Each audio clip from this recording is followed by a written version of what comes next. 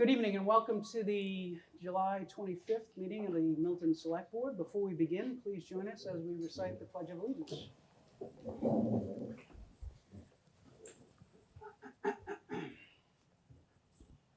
I pledge allegiance to the flag of the United States of America and to the republic for which it stands, one nation, under God, indivisible, with liberty and justice for all.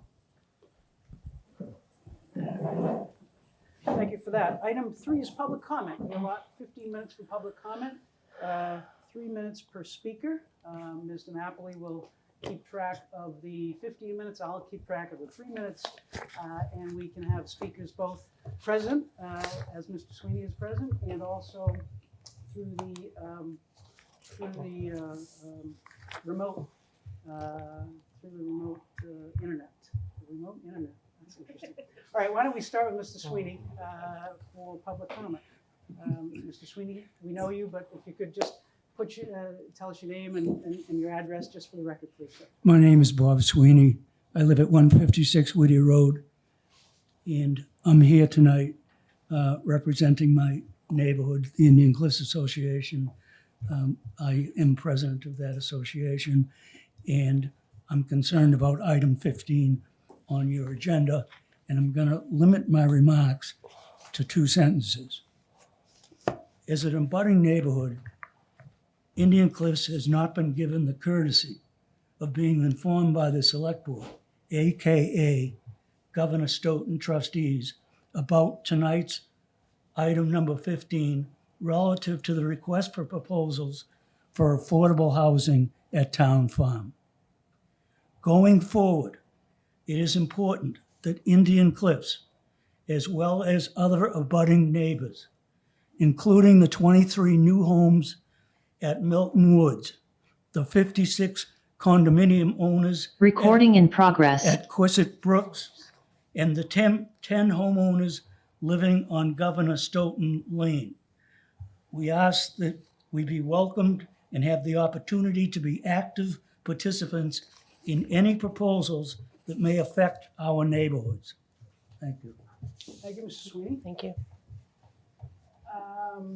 Next, it appears, Ms. DiNapoli, who's first of the 3 that appear to have by the hybrid? I believe Echo Burgess. I Okay. won't say that question. Echo Berquist? You want to promote?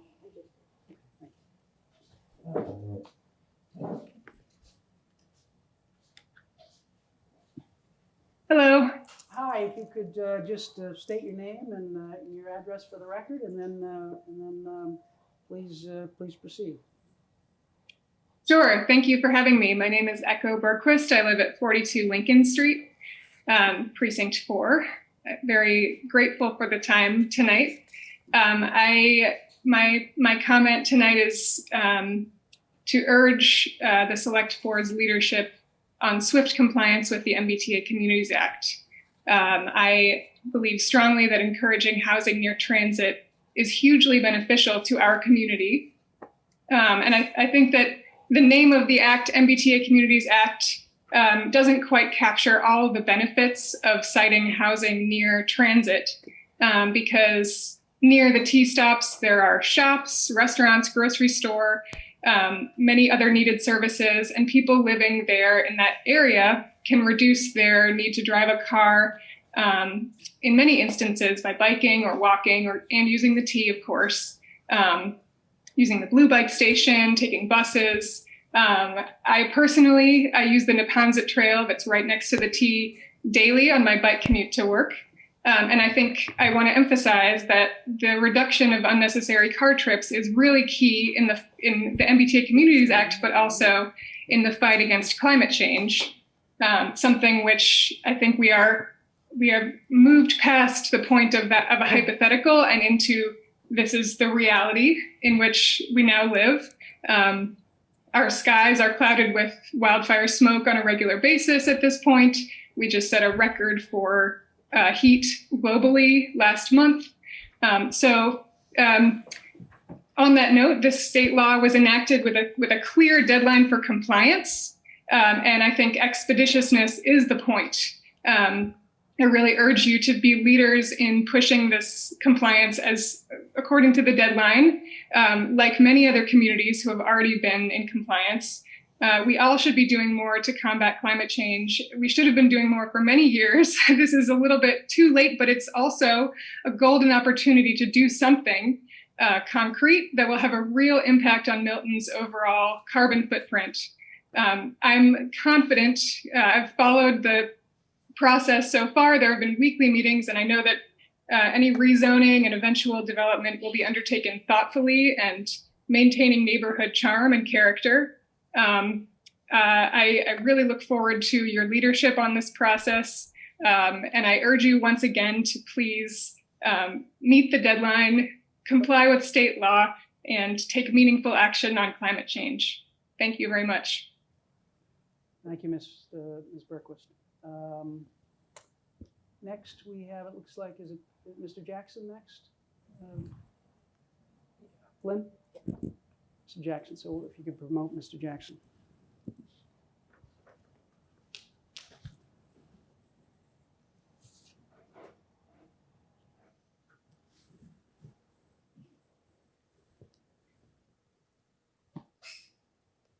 Can you hear me? We can, Pete. Please go ahead. Fantastic. Good evening. Before I make my planned comments, I just want to let you know or make some statement about the new town website.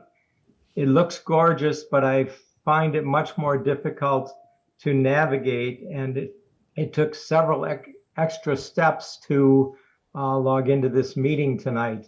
When I finally found the agenda with the link didn't work, and I had to convert the PDF file to a Word file in order to copy and paste it into my browser so I could get into the meeting. So I hope whatever kinks there are in the process that you'll get them worked out, and I trust you will. I want to talk to you briefly tonight about two items. First, the property on Blue Hill Avenue that the school building committee is considering for the proposed new school. I wasn't able to attend last night's meeting, so they may have rejected it. I'm not sure. But I think it's too early to do so because if the town is not successful in the Article 97 process, it may become necessary to seek another site, and it may come back, this site may come back into play. Secondly, the town is land poor when it comes to finding locations for future needs. I think acquisition of this site for the town for general municipal purposes would give the town a place to turn to when a new need arises without having to go back and consider converting conservation land again. The second thing I want to talk to briefly is the MBTA Communities Housing Initiative. I support compliance with the goals and the requirements of this zoning. I participated in the process and submitted comments to the planning department, the planning board, and to your board. A major thrust of those comments dealt with issues of equity and preserving neighborhood character. An issue I have repeatedly raised was the proposed 5,000 square foot minimum lot size for rezoning for multifamily housing in the Elliott Street neighborhood. As a landscape architect, I've got a pretty good understanding of the use of outdoor space. To place a 3-unit building with 3 off-street parking spaces, Pete, just 30 seconds, pardon me. Does not leave adequate outdoor space for children to play, families to relax outdoors or garden, or provide relief from the dense urban settings. I would like to again request that the town explore making the minimum lot size 7,500 square feet to provide further design flexibility and provide private outdoor space more in keeping with Milton's character. Thank you, Pete. Thank you, Pete. All right, Ms. Napoli, is it Mr. O'Halloran, isn't it? Yes, All right. How are we doing on overall time? we have 6 minutes and 15 seconds to go. All right, we have 3 speakers, so if each of you can keep it to 2, then we can have all 3 of you, but the first 2 can go to 3 if they want. So please promote Mr. O'Halloran. And I did. Oh, Okay. you just joined.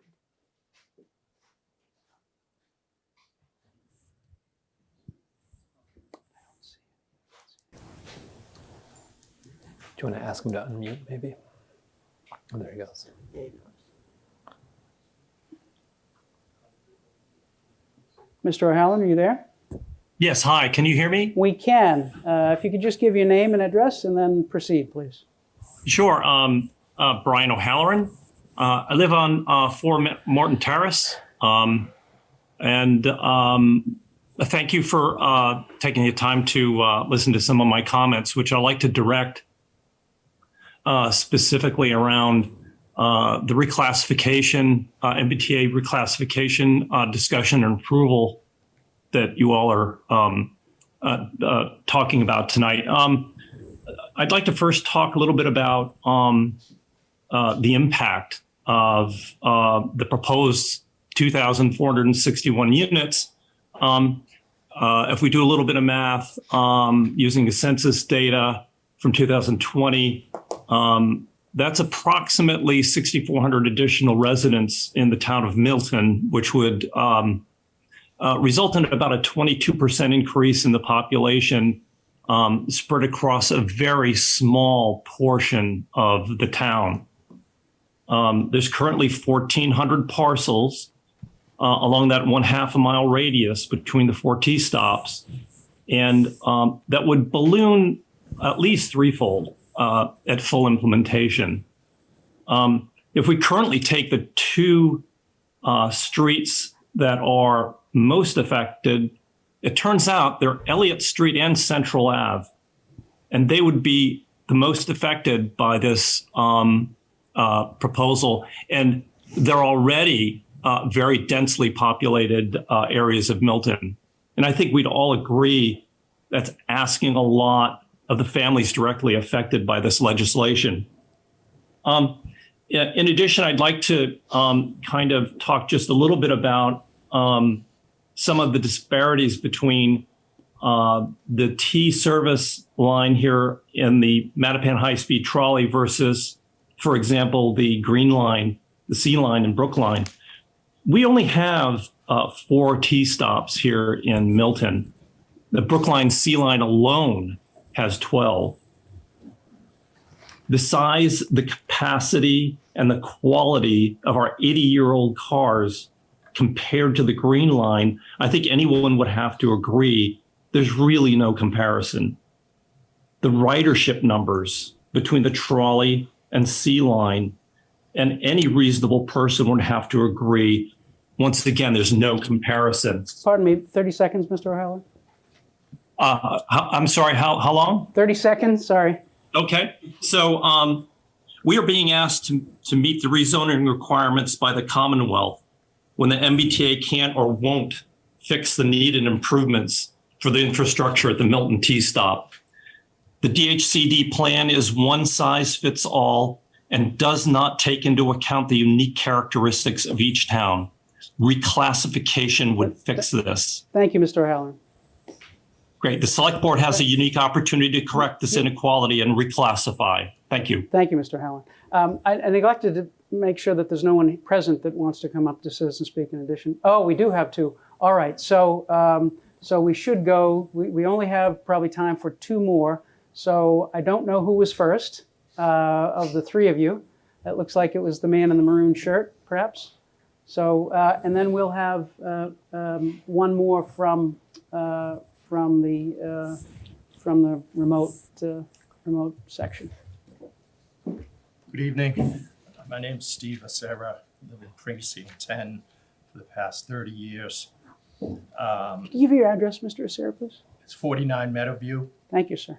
All right, you have 3 minutes, sir. I heard about this event by word of mouth, and I noticed on the agenda that you're going to be addressing the potential reclassification for the MBTA Communities Act. I just wanted to bring it to the board's attention that this battle has already been fought and won by the town back in 1968 There was an attempt to convert the town to rapid transit that was defeated, acknowledged in the 4th annual report of the Board of Directors of the MBTA covering the period October 67 to October 68. I'd like to read from page 4 of the MBTA Board's annual report on that date. Since the adoption of the authority's first comprehensive program for mass transportation in 1966, there's been one revision. This was the proposed conversion of the high-speed Mattapan trolley line to rapid transit by extending the red line from Ashmont to Mattapan Square. At Mattapan, it was proposed to build storage and repair facilities to replace those at Cambridge, Bennett, Elliott facilities, the planned site of the JFK Library. This revision was approved by the Board of Directors on February 28, 1968, and by the Advisory Board on February 29, 1968.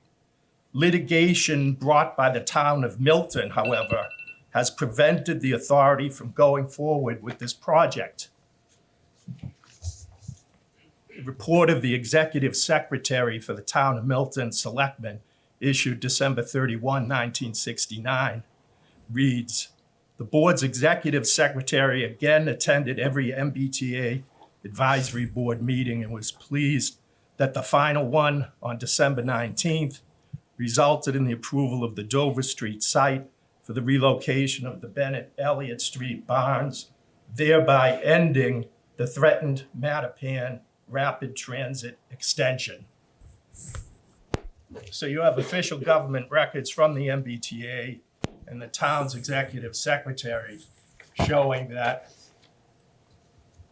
Milton Mattapan trolley line is not rapid transit, and that whole concept died back in 1969. Thank So you. I would support reclassification as a fallback position, that the town is an adjacent community to rapid transit and not a rapid transit community. And I have copies of these for the board. Thank you, Mr. Ansari. Thank you. Thank you, sir. Mr. Napoli, did we hit our 15-minute time? We did. So our apologies to those who did not get a chance to speak this evening. Please send us an email or contact the town administrator's office if it's pressing, or please join us on August 8th for Citizen Speak, and we'll try to accommodate everyone in that 15 minutes. So again, we apologize that we weren't able to get to you this evening, but please be sure that your voices will be heard, whether you send it by email or show up at our next meeting. All right. Item 4, is introduction and welcome of new Milton police officers. I think Chief King is here with some individuals. Chief, I don't know if you want to bring up the officers? Yeah, sure. Before we begin, a couple of introductory comments. One is, in a recent study by Visual Capitalist that has been published by Mass Live, Milton was acknowledged as the 13th safest community in the United States. And certainly that is a credit to our department under Chief King, and those who have been in the department for a long time. Now, 2 of those who've been in the department for a long time recently retired, and we're going to acknowledge them. I'm sure we'll have a citation, and they have an open invitation to come in, but I think it's important just to mention them before we get into the new officers. The first is Sergeant Mike Breen, and Sergeant Breen started as a police officer in 1980 at the age of 21. He spent his entire career assigned to the Uniform Patrol Division, including a stint in the motorcycle unit. He was promoted to sergeant in 1990 and became the night shift street supervisor. He served the town of Milton as a police officer and its residents for 42 years and 9 months. And according to existing records, Sergeant Breen is the longest serving sworn member and the longest serving sergeant of the Milton Police Department. His most distinguished trait, according to many, was an almost photographic memory of names, faces, and incidents. So we'll recognize certainly Sergeant Breen in a citation, and we'll hopefully get him into one of our meetings in the future. Also, Sergeant Mike Dillon started as a police cadet in 1986. He was promoted to a police officer in 1989. He spent many years in the patrol division, including a stint as well in the motorcycle unit. He worked for several years alongside his father, Sergeant George Dillon. He served for many years as the DARE officer assigned as a liaison, working inside the Milton Public Schools, and he also served as a detective in the detective division. He was promoted to sergeant in 2017 and returned to the Uniform Patrol Division as a day shift street supervisor. Sergeant Dillon served the town of Milton and its residents as a police officer in this town for 36 years and 4 months. So those are two of your predecessors, and we look forward to recognizing them in the coming weeks and months. So with that, Chief King, I'll turn it over to you. Thank you, Mike. Thanks for recognizing them. They both had a long history here, and they deserve the recognition. Just briefly, I'm going to introduce you to these guys. They all have come on really in the past fiscal year. The last probably 3 years in particular, we've had a lot of turnover, a lot of retirements, a lot of new faces. So the department's losing a lot of experience, but gaining a lot of people with new ideas and new thoughts and stuff like that. So, with the good and the bad kind of on both ends. So no particular order here, but we kind of go over like the fiscal year. Zach was really the first one at the beginning of the fiscal year. And by the way, I'll just say as a whole, this group are all kids who grew up in Milton. I call them kids, this much younger than me, but they all grew up in Milton. They're products of the, the Milton schools.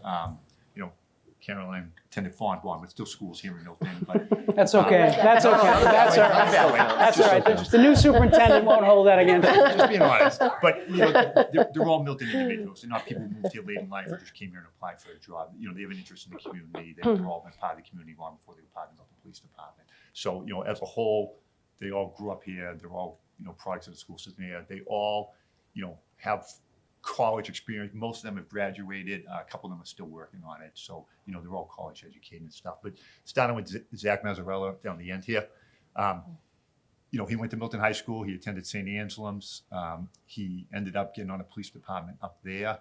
Always had an interest in here. I remember him kind of cold calling me. I didn't know him from a hole in the wall, trying to get on here and just asking what he could do to better himself and be a better candidate. So, good initiative on his part.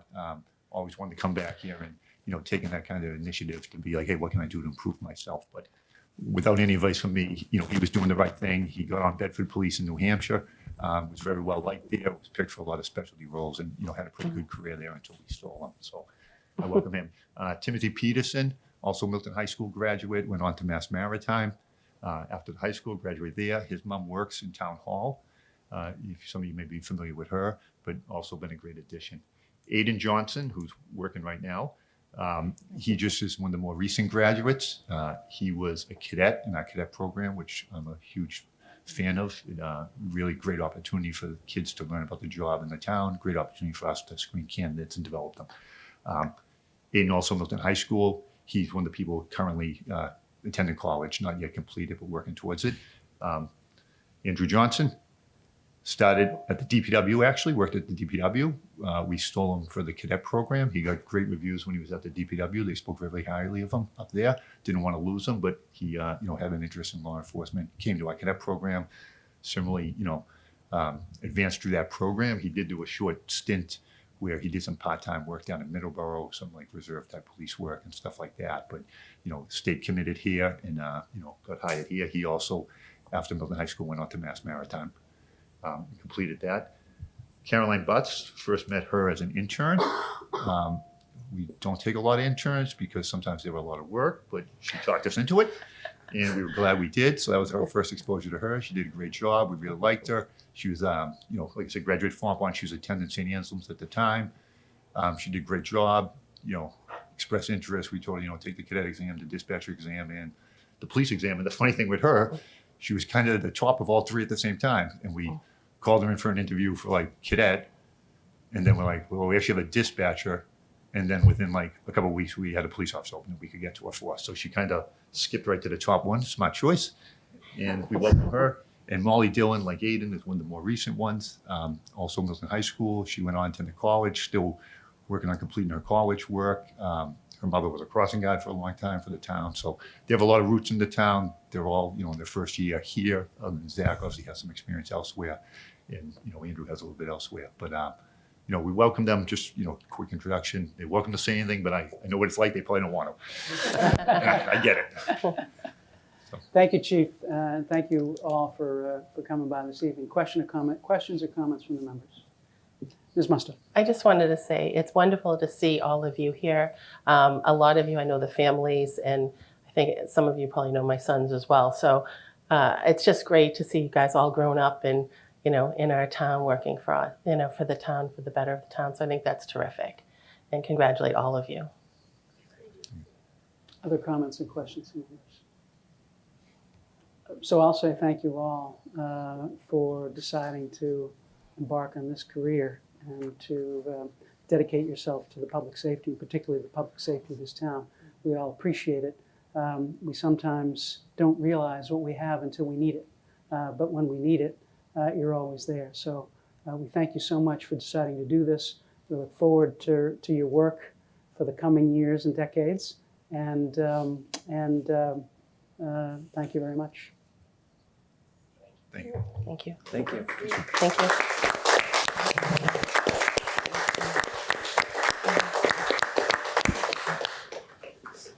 All right. Item 5 is another introduction and welcome, and that is Dr. Peter Burrows, the new superintendent of the Milton Public Schools. Dr. Burrows. Hello. Good evening. Welcome. Good evening, all. Evening. Great to be here.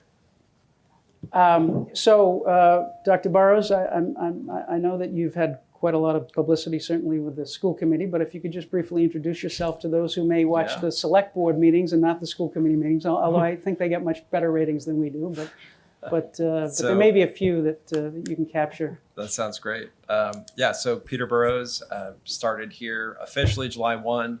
I've been coming down for a number of months and getting to know the community. I came down about 3 times a month from when I was hired in January. So had a kind of a nice runway into really getting started. Was superintendent for 10 years in Vermont prior to coming here in Middlebury. Some folks know that from the college and other things. Also was in Oregon for 10 years as an educator. Grew up outside of New York City in Connecticut. And moving here is kind of moving closer to home.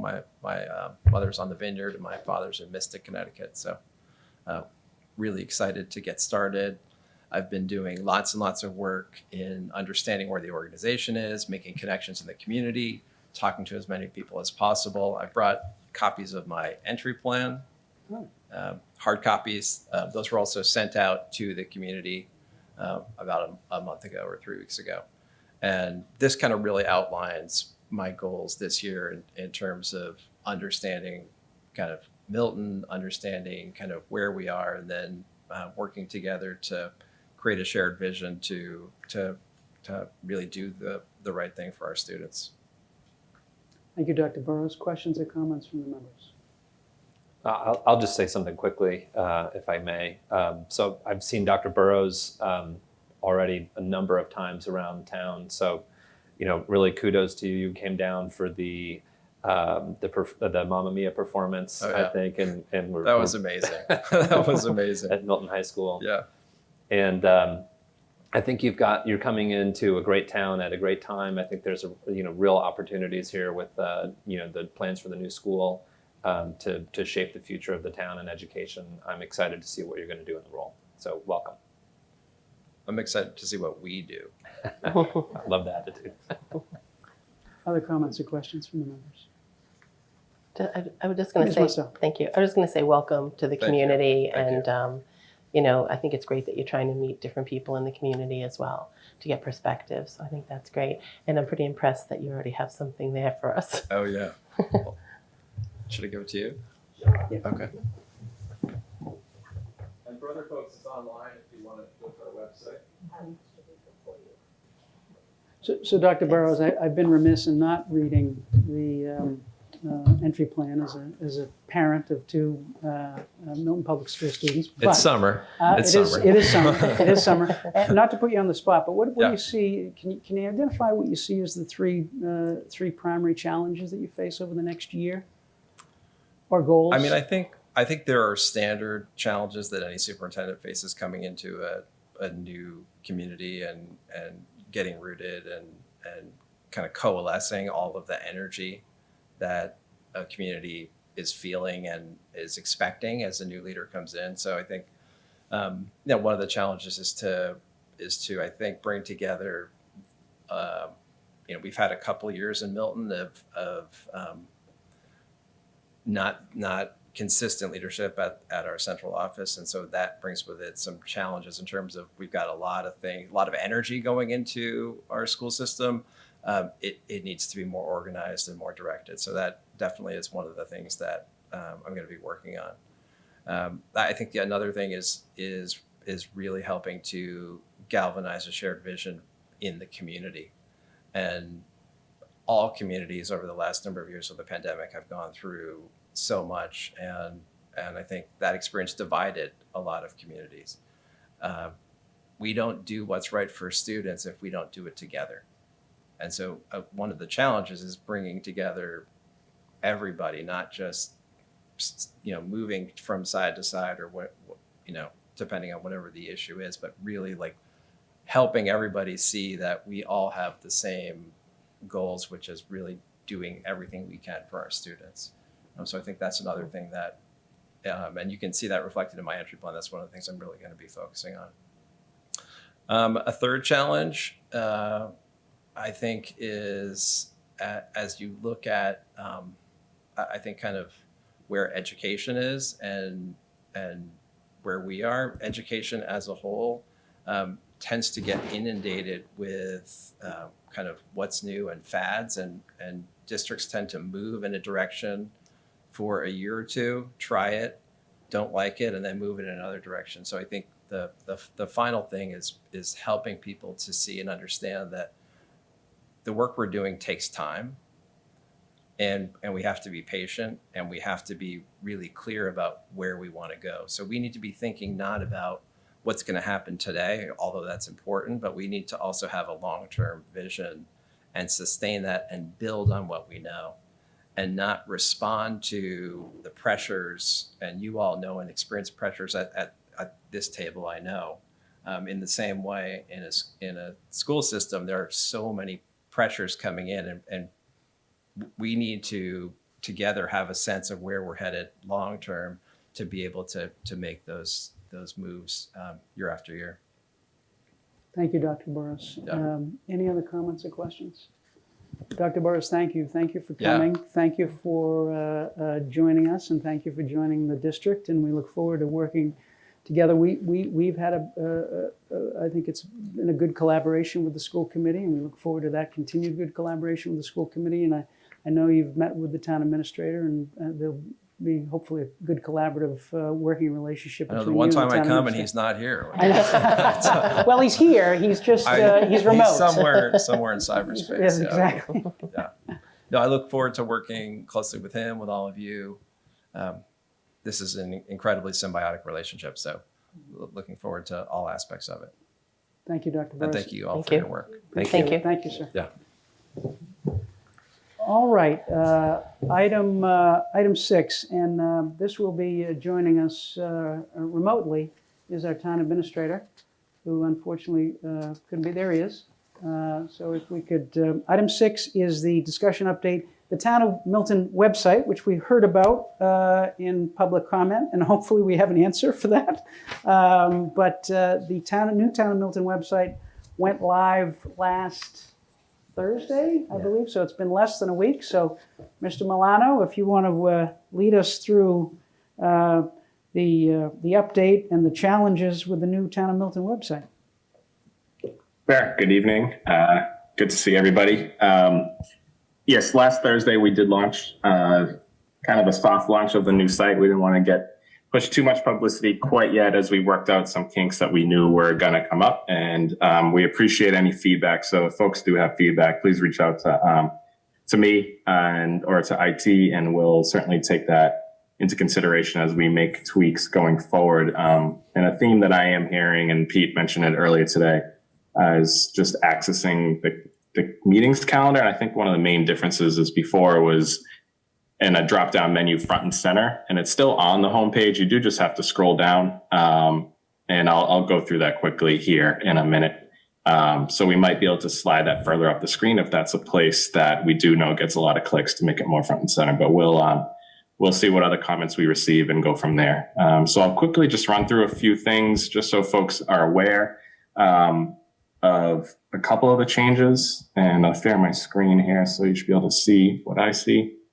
So the homepage has a few buttons right up at the front that should be some of our more commonly used items, including agendas and minutes, where you can see any recently posted meetings and agendas, as well as minutes associated with those meetings, and a button to sign up for alerts and notifications, which we'll go into a little bit further. But most folks will just come to the home screen. So we have these first 6 buttons as some of our main kind of how-tos.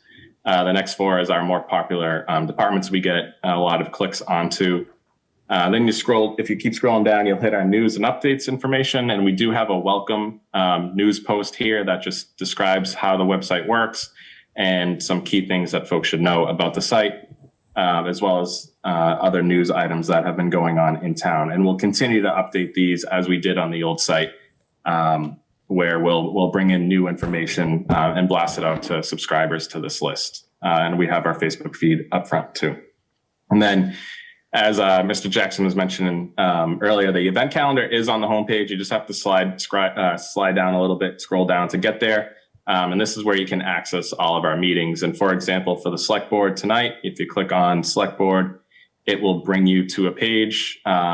And right here, our Zoom link is for this meeting. If you're joining from home, if you click on the agenda, you can get to the agenda of the PDF.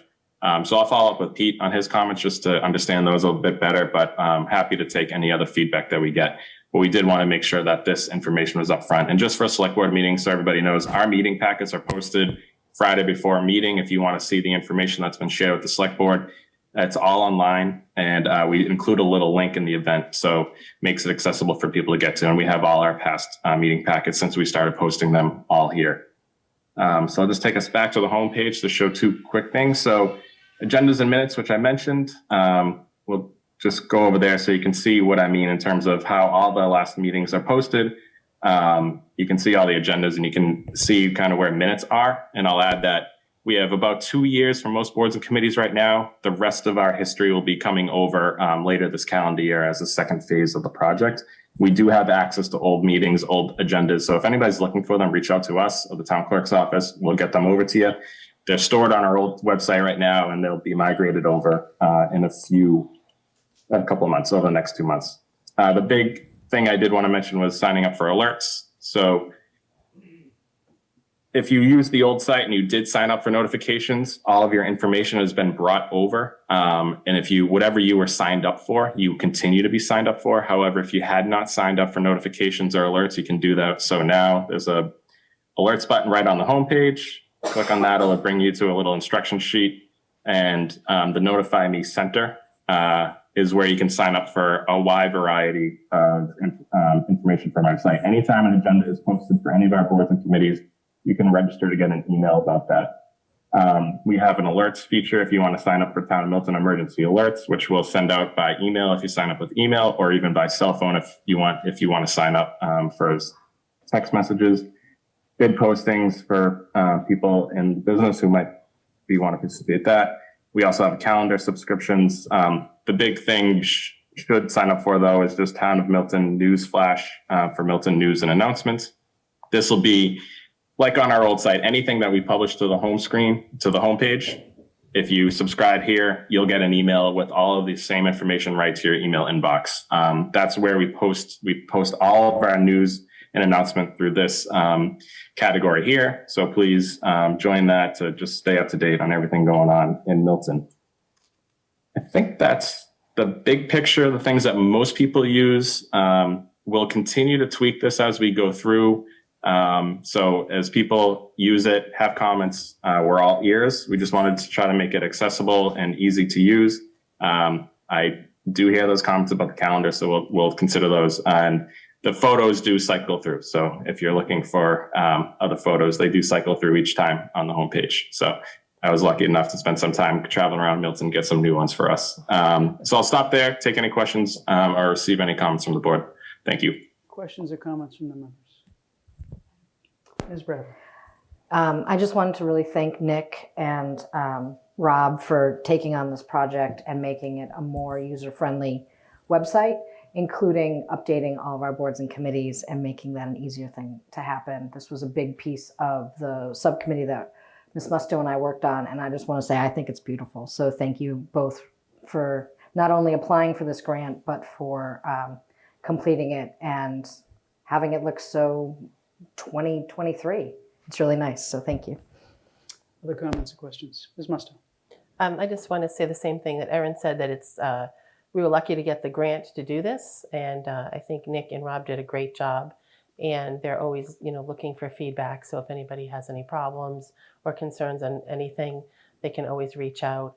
And I think the goal is to make it user friendly and be able to find things. And they'll be updating, as I said, the minutes and agendas from previous meetings, which I think was one of the things we had talked about too. And just making it user friendly is really, really important, so people can feel comfortable going on the site and accessing what they need to. Other comments or questions? We have mentioned Rob, so I think we should probably mention who we're talking about. Rob is Rob Mallett, who is our Director of Information Technology, and who I think Mr. Milano was critical to the effort to get a new website put in place, and so he deserves our thanks and certainly the recognition and acknowledgement for that. And he'll be responsible for tweaking it going forward as the residents give us feedback on it as well. So, thank you, Nick. And for the public, let us know, by email, by calls, if you have any particular issues, let us know, and we'll try to make what is an improvement even better. So, thank you, Nick. Anything else? No, I just, you both mentioned Rob Mallett, who this would not have happened without, and also the grant funding for this project, $70,000 in grant funding from the Commonwealth of Massachusetts that paid for this and some other tweaks to the site. So grateful to the Commonwealth of Massachusetts and for Rob for every day that he helped folks. And he's very hands-on and always open to talk to employees, department heads about how to tweak their sites. So he's a big part of what we do every day in terms of what folks need for technology. Thank you. All right. Thank you, Mr. Milano. All right. Item 7 is discussion update of town council transition. And I think we have Mr. Freitag and Mr. Mello to join us for this. Yeah, bring up, go ahead and bring up the chair. And Mr. Milano, I'm sorry, Madison, I don't think we've met. I apologize. I didn't know you. I was wondering who you were, and so now it's good to know. It's good to know who you are and that you're with Kevin, so that's good. Mr. Milano, do you want to tee this up for us, or? Sure. So I'll really, Mr. Zillis, I think we should turn it over to Kevin. I don't want to spoil his news for the town. Fair enough. If it's okay with you, I'll give it right back to Kevin. Absolutely. Wasn't sure how you wanted to do it, Mr. Freitag. Thank you, Mr. Chair and Mr. Milano. Good evening, everyone. I'm Kevin Freitag. I'm with the law firm of Murphy, Hesse, Toomey, and Lane, and our firm is town counsel to the town of Milton, and I've represented as lead counsel for Murphy, Hesse, Toomey, and Lane these past 4 years the town of Milton. And I'm before you tonight to let you know that I'm going to be leaving the firm at the end of this month, and as a result will no longer be in that role as your lead counsel.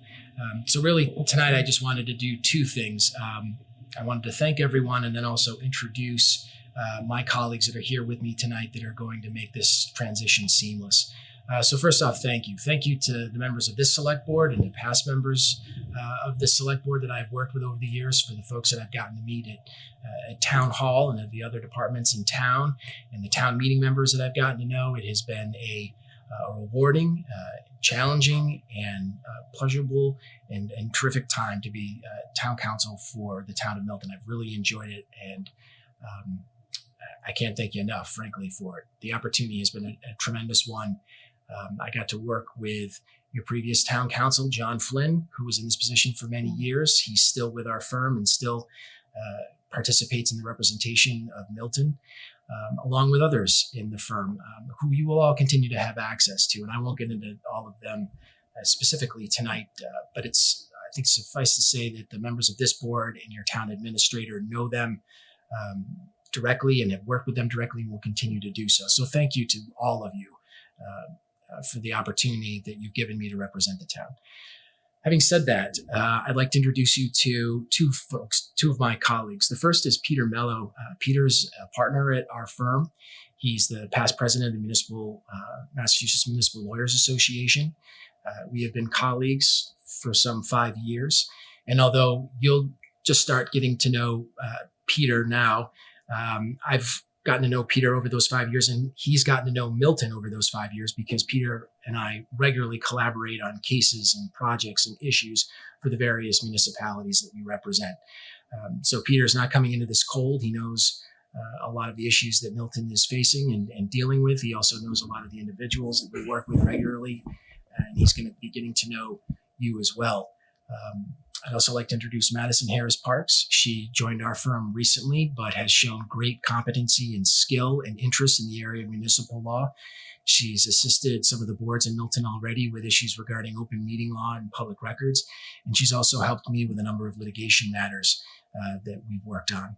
So while they may be new faces, they certainly have familiarity not only with the area of municipal law, but also with the town of Milton. So I am confident that you will be in good hands as this transition occurs and into the future. So with that, I'll turn it over to Peter, if you have any remarks you wanted to say or introduction. Yeah, thanks so much, Kevin, and thanks for the kind words, just as I wrote them.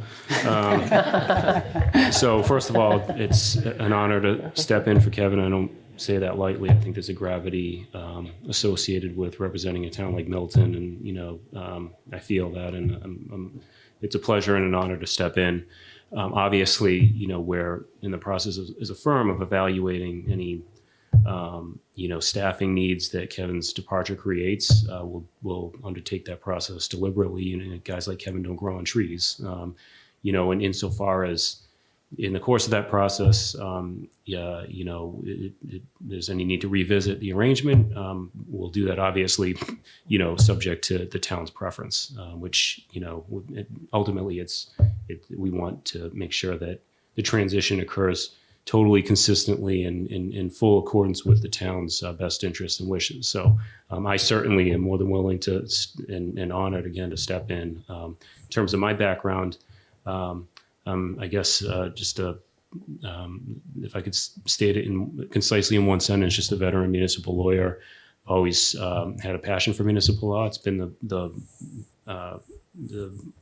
majority of my practice for the vast majority of my career. In fact, it was in a lot of ways the impetus for my path. I was growing up, I was really involved in municipal government and attended local city council meetings where I grew up and became really involved in the civic process locally, and that really triggered my interest in my career path. So I've represented dozens of municipalities, both as a litigator and with respect to day-to-day general counsel matters for nearly 20 years, and I'm just really honored to serve you. And as Kevin mentioned, I've done plenty of work for Milton over the years. I worked closely with Kevin and with his predecessor, John. I recognize the complexity of a lot of the issues the town deals with, and I'm just excited and eager to step in and work with you all and in advising you with respect to all those. So thanks so much. And I'll allow Madison to step in. Madison is someone with whom I've worked closely since she joined the firm. She's an exceptional talent. We're really lucky and pleased to have her. And luckily, we've been able to kind of corral her into a lot of municipal work so far. So I think she's more than equipped to assist. And I know is excited as well to be working with the town. So.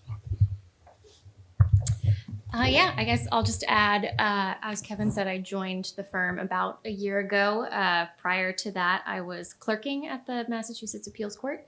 And so since joining the firm, I've worked closely with Kevin and Peter and other lawyers at the firm on a lot of municipal matters already, civil litigation, arbitration, MCAD and EEOC complaints. And yeah, as Kevin said, already a few matters with the town of Milton. So I'm excited to be here and look forward to continuing to work with you all.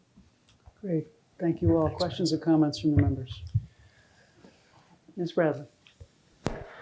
I just wanted to take this opportunity to thank you, Kevin, for all that you've done for the town, and specifically for all the phone calls you answered from me.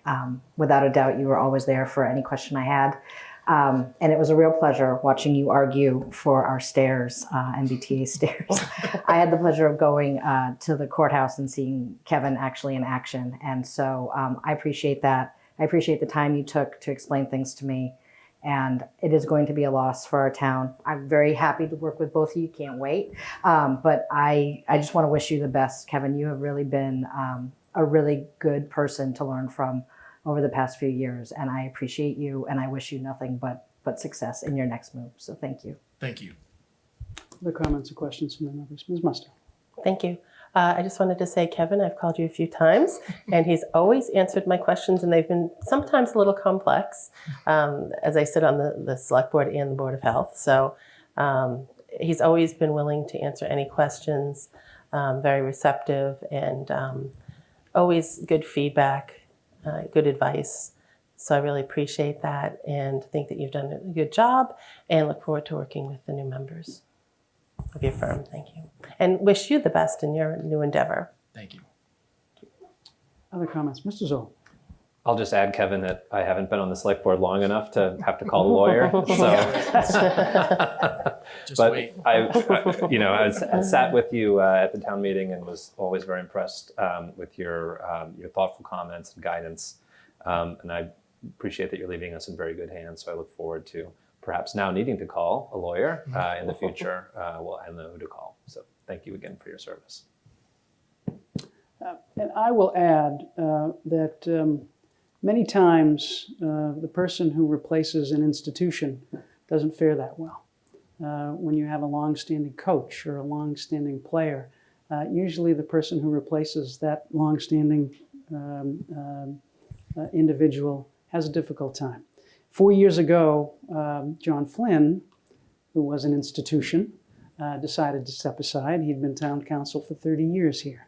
And we didn't know how it would work, not having John Flynn here. But Kevin Freitag moved in with an unassuming manner and a very deliberate, strong, and well thought out advice on many occasions, and proved to be a worthy successor to the institution that was John Flynn. And I have much enjoyed working with Kevin over the last 4 years. We've worked closely on a number of matters. When I was chair initially, I think Kevin became town council when I was chair 4 years ago. And so we've worked closely together, and I think the town has benefited from Kevin's representation. I've certainly benefited just in terms of a working relationship. And so Kevin, you stepped into a very difficult position just by circumstance, and I think you succeeded exceedingly well. And congratulations on that, and congratulations on a great new opportunity. And we look forward to working with Mr. Mello and Ms. Madison Park. Harris Parks. My apologies. I won't miss that again. I won't miss that again. And we look forward to working with you. We'll be working closely. We have a number of matters that are brewing, as you're aware, and we look forward to the transition over the next few days and weeks. Any other comments or questions from anyone?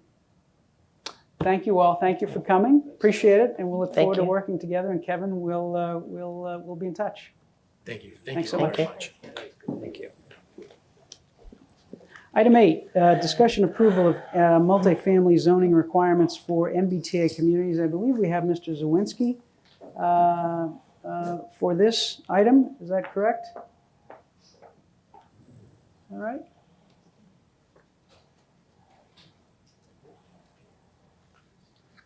Hey, everybody, can you hear me? Yes, yes. Tim, this is just an update. Is that right? On it says here discussion approval, but is this just an update? Yes, we've had some new information coming in from our technical assistance providers that I've shared with both the planning board and at a public forum that we held last Monday. So I just like to take the chance to kind of run through it very quickly and give the select board a little bit of an idea of kind of the state of affairs, where we are in terms of our testing of different districts and different dimensional parameters. So if you don't mind, I'm going to share my screen and run through a couple hopefully very quick slides.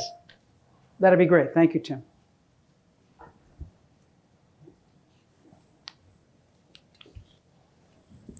Can you all see that? Yes. So this is a sort of an abridged version of the presentation that I gave at a public forum last week. So just one thing that we've been in our outreach efforts, in addition to holding monthly public forums and twice a month standing agenda items at the planning board, we've also been running a sort of ongoing survey. Every time we send out an email or do an event, we encourage people to take the survey. And this is just kind of one of the, it's obviously not scientific, but we're just kind of having a rolling, results come in. 63% of respondents to our survey feel that, Milton should comply with the law. That's something that we've been finding over the course of our outreach efforts. Another interesting thing that we've been learning is we've asked folks that, if your property as a homeowner or property owner was rezoned, would you be interested in redeveloping under that new zoning? And it's actually pretty overwhelming. No interest in redeveloping property. Obviously, things may change, in the future if the zoning presents, a juicy enough enticement to folks. We may see some redevelopment, but the appetite on the part of property owners is according to our survey and according to the folks that we've asked, is not quite there yet. And I think that speaks to a little bit of the anxiety Tim, that we've been hearing in these public meetings when you see. Tim? Hey, Tim. Tim? Yeah. Me, you went a little bit soft. If I don't know if it was the sound from MATV or just went a little bit soft. You could just kind of crank up the volume a little bit. Can you hear me better? That's much better. All right. I was fiddling with my microphone, and I'll just please don't put my hands in my fiddle. pockets or something. Don't fiddle. I just want to say, I think that this slide and this result speaks to some of the anxiety we've heard about folks when they see that zone capacity number that we're responsible for, zoning for 2,461 units. In reality, we will never see 2,461 new units in the town of Milton under this zoning. This is a years, if not decades long timeline. I like to remind folks that, the zoning that we have now, by and large, was passed in 1938. We're still not at full build out under the 1938 zoning. And so, the requirement is to zone for 2,461 units. It's not to build 2,461 units. And I think this result kind of shows you it's going to be up to individual property owners. And by and large, what we've learned from folks that have responded to our survey is there's not a ton of interest in redeveloping right now. And finally, the last thing that we learned in our survey is we ask folks, if there are possibilities for different community benefits that we can add requirements to above and beyond the state's minimum requirements. What are folks interested in? And affordable housing and commercial space and open space, and a not too distant third, are among the most popular choices. Affordable housing is going to be perennial. We thought it was interesting to see that folks are interested in, expanding commercial space via the zoning. So that's something we'll keep in mind as we kind of go forward. So a couple things. We've been working with 2 different technical assistance providers using free resources from the state. We've been trying to take advantage of all the resources, financial, technical, otherwise, that the state has been throwing at this effort. We've been working with a planning firm named Util. They did our kind of first test of the entire transit area, which is the half-mile radius around our Mattapan trolley stations. They've been continuing to adjust and refine that transit area to try to hit our compliance targets. We've also been working with the Metropolitan Area Planning Council to test additional districts on larger kind of more appropriate large multifamily sites. Some of them in the transit area, some of them out of the transit area. The upshot of both of these sets of explorations is we've got a path to compliance. We'll have to make some choices. We'll have to make some compromises. We'll have to, I think, blend two of the possibilities that our technical assistance providers have provided. But I think we know what compliance is going to look like by and large. So I'm going to run really quickly through what UTIL has been doing. They've been focusing on this transit area. This sort of scalloped red line is the half-mile radius around each of those transit stations: Mattapan, Capon Street, Valley Road, Central Ave, and Milton Station. We get a little bit of Butler, but most of that is in the river. So this is the half-mile radius. These are all of the parcels that would be affected if we were to zone the entire transit area. We initially had them test the transit area, and what they found was the primary requirements of, minimum district size we exceeded by far. Zone capacity, so the number of possible units under the zoning, far exceeded the minimum requirements, but the overall density of the district was below 15 units per acre. And that's one that's actually in the state statute. We've got to hit it. So we asked UTIL to figure out, what tweaks do you need to make to get to 15 units per acre in this area?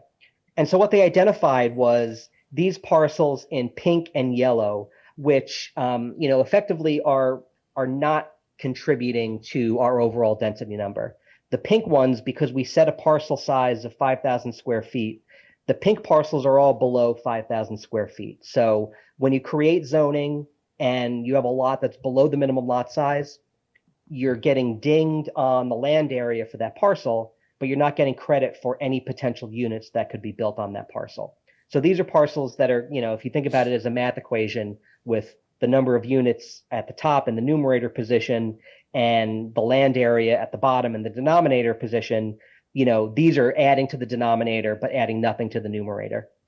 Similarly, for the yellow parcels, because we have an interest in preserving the physical character of the neighborhood and not cranking up the density on these larger parcels to an extent where there would be wide-scale demolitions, especially in the historic district on Milton Hill.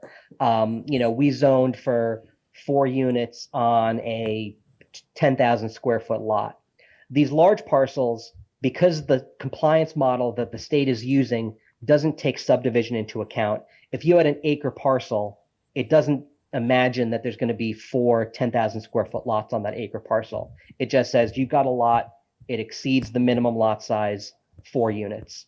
So even though we're getting units out of these parcels, they're so big that they're also dragging down that overall density number, via a big denominator in the land area figure.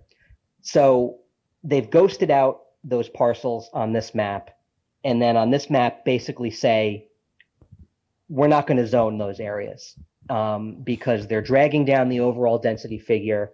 And, if you want to achieve your other goals and get to 15 units per acre in this district, they're a liability in this case. And so, they further, based on kind of size and shape of parcels, the kind of contours of the different streets, have kind of come up with these 7, little sub-districts. And basically 1 through 5 and 6 through 7, not a lot of differences in the dimensional standards that they've put in, except for some differences in the setbacks, as you can see. This plus adding in a sub-district at Granite Avenue gets us to what we need in terms of the outputs. So, if you look at the total at the number, the total number at the bottom on the right side, these districts plus Granite Avenue, where we would, cite some larger multifamily buildings, gets us to 4191 units, which is way beyond our unit capacity. It gets us to 374 total acres, 264 sort of developable acres, which again is way beyond the 50-acre minimum, and then gets us to 15.8 units per acre, which is again above the 15 unit per acre minimum requirement. Now, the problem with this set of sub-districts is we talked about preserving the physical character of the neighborhood and avoiding wide-scale demolitions of buildings. If you were to have a 5,000 square foot lot size in, 1, 2, 3, and 4, you're really the prevailing lot size in that area is sort of below 8,000 square feet, right? And so you're not going to see sites with many more units than 3, potentially 4 units on a larger lot. In the purple and yellow areas, you've got much larger lot sizes. And in order to get to 15.8 units per acre, what UTL did is basically set up a spectrum. So the minimum lot size is 5,000 square feet. And then for every increment of 5,000 square feet that you have on your site, you get an additional 3 units to get to, there's actually a typo here. It's 27 units per acre is kind of the max. 27 units per acre is basically 3 units on a 5,000 square foot lot. So again, because every planning effort we've ever done has said the physical character of the neighborhood is of paramount importance. If you've got a minimum lot size of 5,000 square feet and are giving incremental credit the larger the lot size is, on some of these half acre and acre parcels in the Columbines and Milton Hill, you're going to start to see 10, 15, 20 unit buildings on some of these larger parcels, which, again, if the interest is in preserving the physical character of the neighborhood, you've got a much better shot of doing that by doing some slight additions and interior renovations on a small lot than you do of, building a 20 unit apartment building on an acre lot, somewhere on Adams Street. And so that's something to kind of put a pin in and keep in mind as we sort of go through this. I'm going to kind of try to get through to some of the other stuff. The parcels that we tested with the Metropolitan Area Planning Council are, some of them are within the transit area, others are outside of it. This is, Mr. Jackson earlier kind of talked about, the equity argument around kind of spreading out the impacts of this new zoning.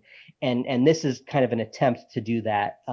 If you look at this map and then you also kind of picture in your head, okay, we're doing new zoning in East Milton. We've got all those 40B projects on Blue Hill Ave and Canton Ave and Brush Hill Road and Blue Hills Parkway. And you start to kind of map those onto this map. You start to see that there's a lot of stuff going on in every corner of town.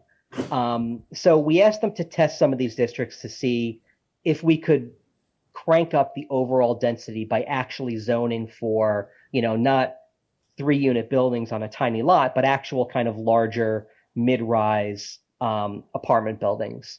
I won't go into the gory details on every single parcel. We can do that, offline if you're interested.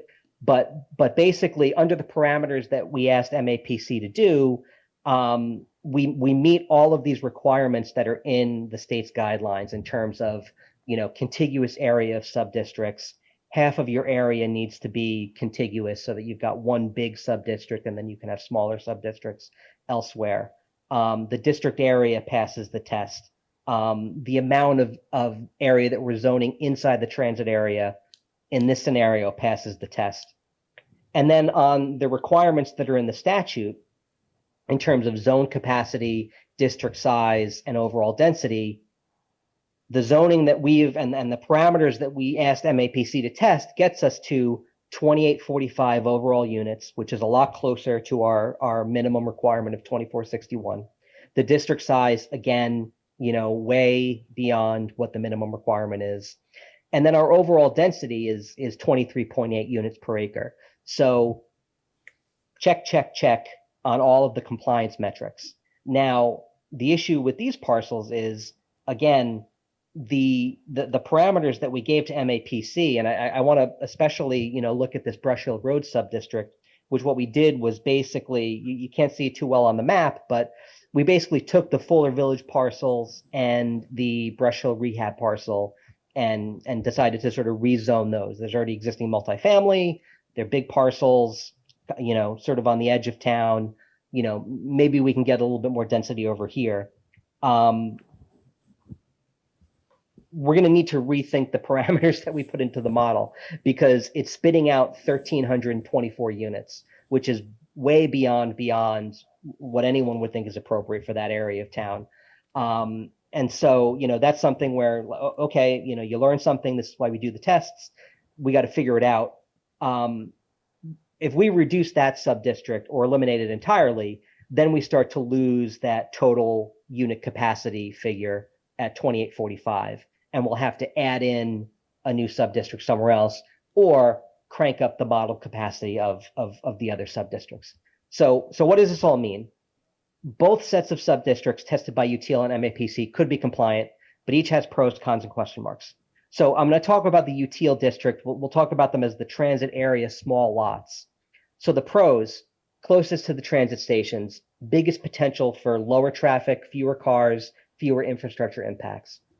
Zoning over there supports the existing business districts at Central Ave and Milton Village by putting more people, living in those districts, patronizing those businesses, building up those business districts. The pace of change would be more gradual. Like I said early on, we're talking about a years and decades long process of, if you're zoning in the transit area, hundreds of property owners making hundreds of individual development decisions. It gives those property owners flexibility and quite frankly, more property rights. Right now, if you live in a house on a lot, that's all you can do. You get additional property rights if your property is rezoned, which is good for property values on an individual basis, good for property values on a townwide basis. It's good for individual property owners. And then from a municipal impact perspective, it's got the lowest potential for net new units. So one thing, sometimes it's tough to wrap your head around it, but we need to zone for 2,461 units.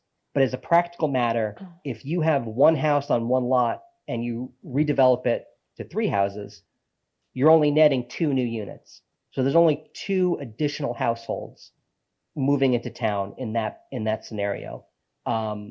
If you were to rezone Granite Ave at the state DPW yard, there are no existing homes there. So everything you zone there is a new household. The cons, it's the largest possible affected geography.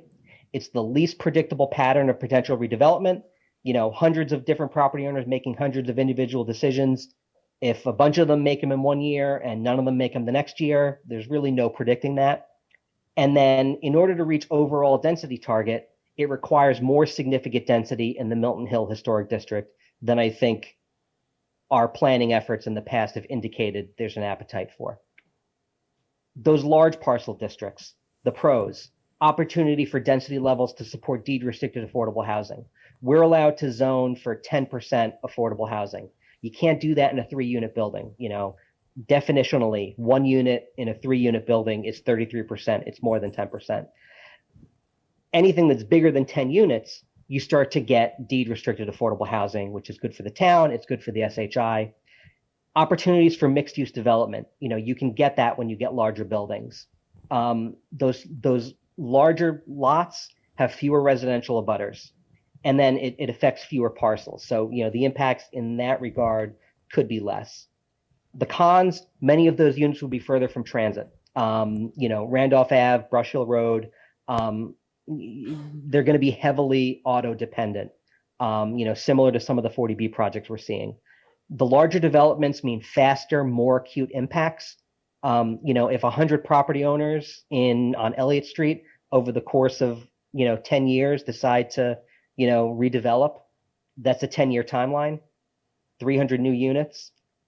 You might see 300 new units on one of these lots in the course of 2 years. Very quick, very acute. And then from a municipal impact perspective, as I explained, the highest potential for net new units. Anything that's built on 2 Granite Ave is a net new unit, a net new household, all of the attendant kind of fiscal impacts. So this is, I think, one of my last slides, the question marks that we're going to have to decide as a town. Do we want to proceed with one strategy or a combination of both strategies? We may not have a choice. Is the Brush Hill Road subdistrict too dense at 1,324 potential units? That's a rhetorical question. I think it's too dense. So if we reduce that in any way, we're going to have to make up that density and make up those units somewhere else. Does the Granite Avenue subdistrict actually count as a contiguous geography? This is a question I have with the state right now. And again, you can kind of see it a little bit in the upper right-hand corner, but we're zoning the salt marsh in order to just create a contiguous district between the state DPW yard and 2 Granite Ave. It's undevelopable land. It doesn't count towards our denominator of land area. But for whatever reason, the compliance model is counting it as a single district of contiguous geography, which was fishy to me. I've asked them to explain that. But again, if that district doesn't count as a contiguous geography, then we're going to need to go into the transit area and do a little bit more of work in the transit area to create a large contiguous district. And then from an equity perspective, do we want to zone for only certain portions of the transit area, small parcel district? So we could conceivably do everything in the transit area, but that means, concentrated impacts on a very small, discrete geography. So, these are fundamental questions. We're continuing to work them out, through the planning board, through our public outreach process. We're continuing to work with our technical assistance providers to really kind of refine some of these districts and get to a level where we can start putting zoning language together. But any input or insight from the select board would obviously be a really valuable part of the process. So that's all I've got for now. So I'm going to stop the screen share. Happy to take any questions. Thank you, Tim. Questions or comments from the members? Ms. Muster. Thank you. Tim, when is the next forum, if you could mention that for people? Yes, we have our next forum is scheduled for Monday, August 14th. Haven't secured the venue yet. We're going to try to get the Keys room. If we can't get the Keys room, we may do it remotely again, but I think we'd like to do that one in person. Thank you. Other comments and questions from the members? Tim, you've wowed the members of the select board with your present. Oh, Mr. Zoll, not wowed. I'm still wowed. All right. Sorry, cough earlier.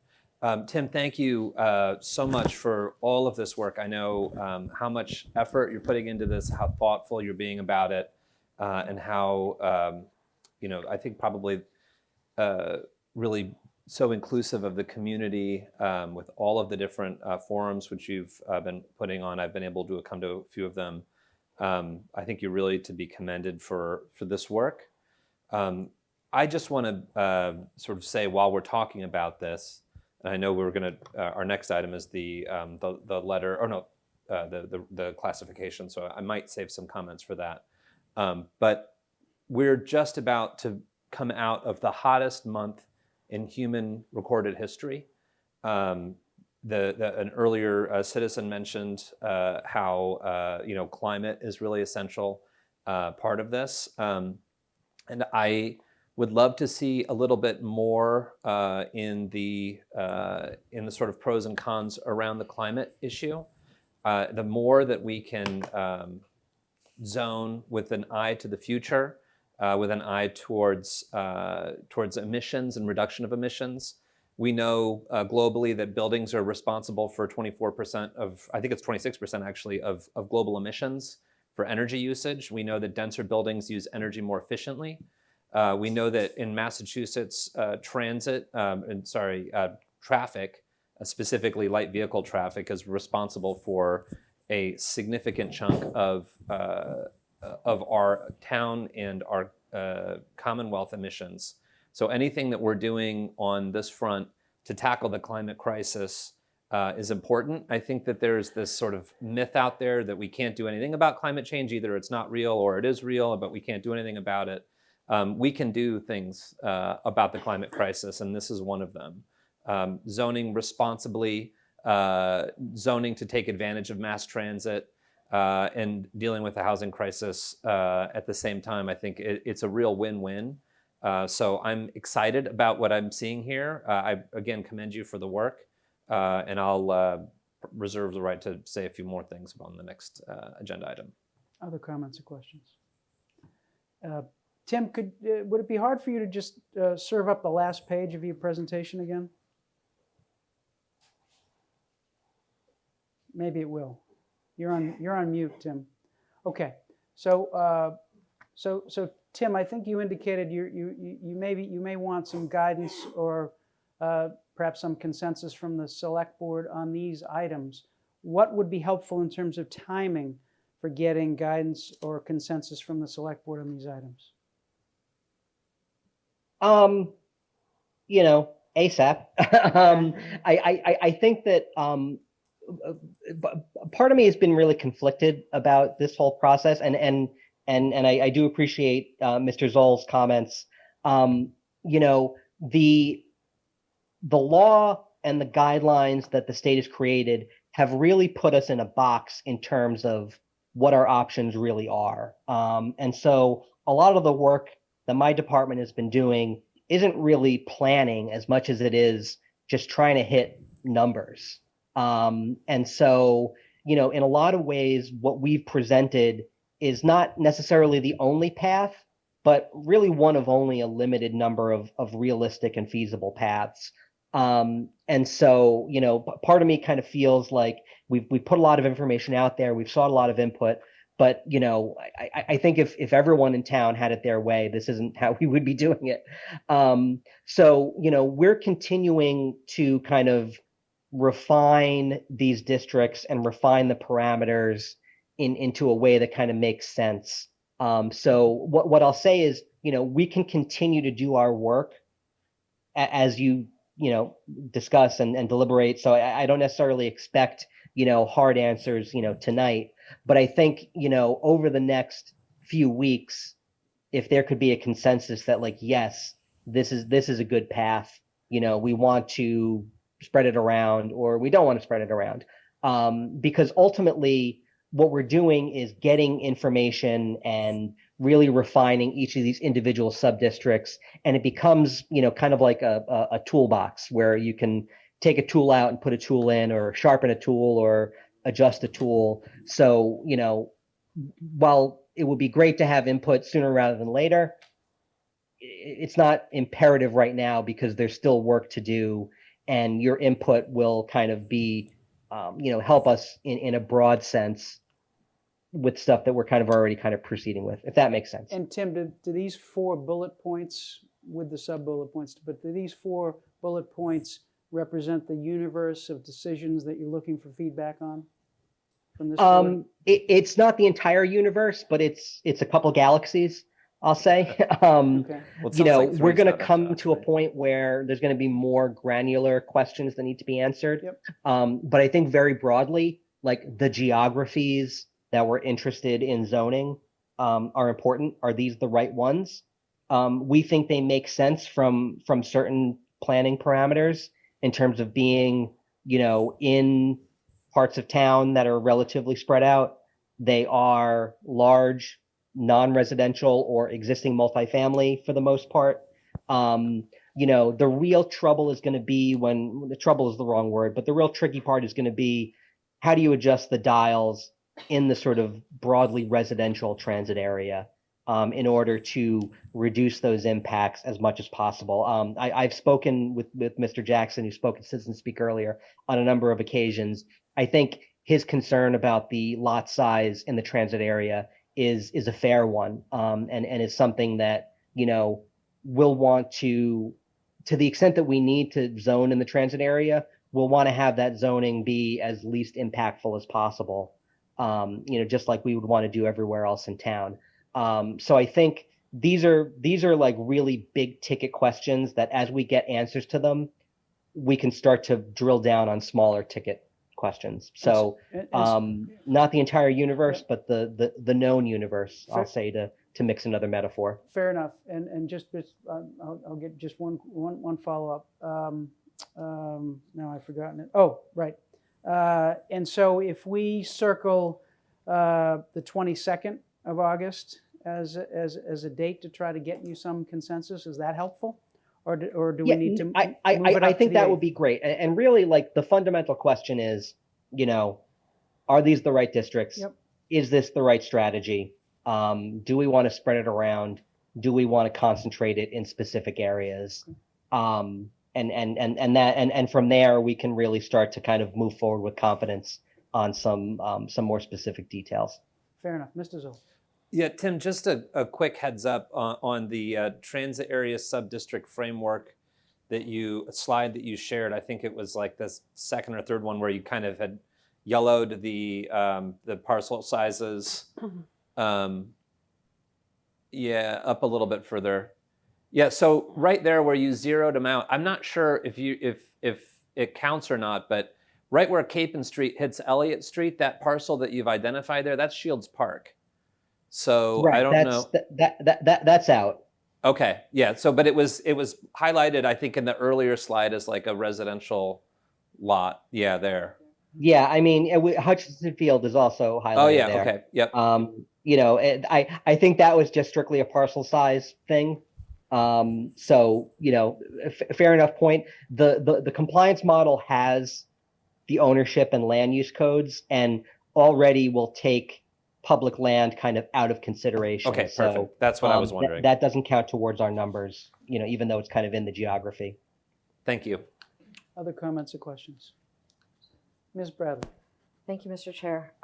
Tim, I'm just curious, is there, I was trying to write down some of your points of questions or directions you'd like for us to help point you in. Is there a way that you could get us a list of what it is that you're looking for from us so that we can actually make sure that we're sticking to what's needed and we're not going above and beyond or down a rabbit hole we don't need to go down? 100%. I'll work with Nick on getting, you know, and it'll mirror that final slide, you know, just with the broad question of, you know, are these the right geographies? Is this the right approach?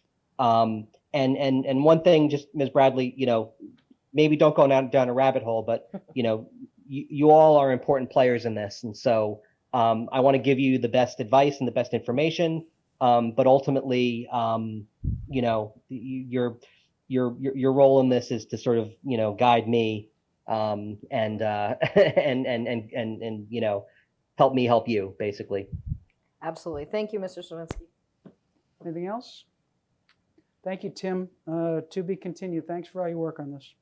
No, absolutely. And do you need me for any of the next agenda items? It's possible. We're going to talk about this classification issue. You know, I think I know where we are on it, but please, if you need to chime in, you can surely stay on. I'll stay on the line, but hang back unless you need me. Okay. All right. Item 9 is discussion approval letter to the Executive Office of Housing and Livable Communities / MBTA regarding Town of Milton's rapid transit classification. When last we met on July 11th, the charge to Tim and to Tim Zawinski and to Nick Milano, the town administrator, was to reach out to the MBTA about our classification and get some background with the possibility of having a letter to follow up. We received feedback late last Wednesday, July 19th, and the feedback from the MBTA was as follows. The classification is based on the MBTA's service delivery policy, which was approved by the MBTA Board of Directors in 2021. The classification of rapid transit is comprised of two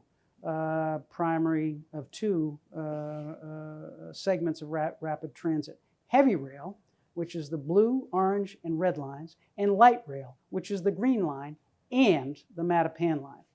The rapid transit definition is also used in the MBTA's tariff and statement of fare and transfer, which was statement of fare and transfer, which was updated in January of 2023. Mattapan was classified as either heavy or light rail lines in the pricing of a single ride, daily, weekly, or monthly passes. So Mattapan is classified with the green line for the purpose of the fares required. Mr. Milano was informed that he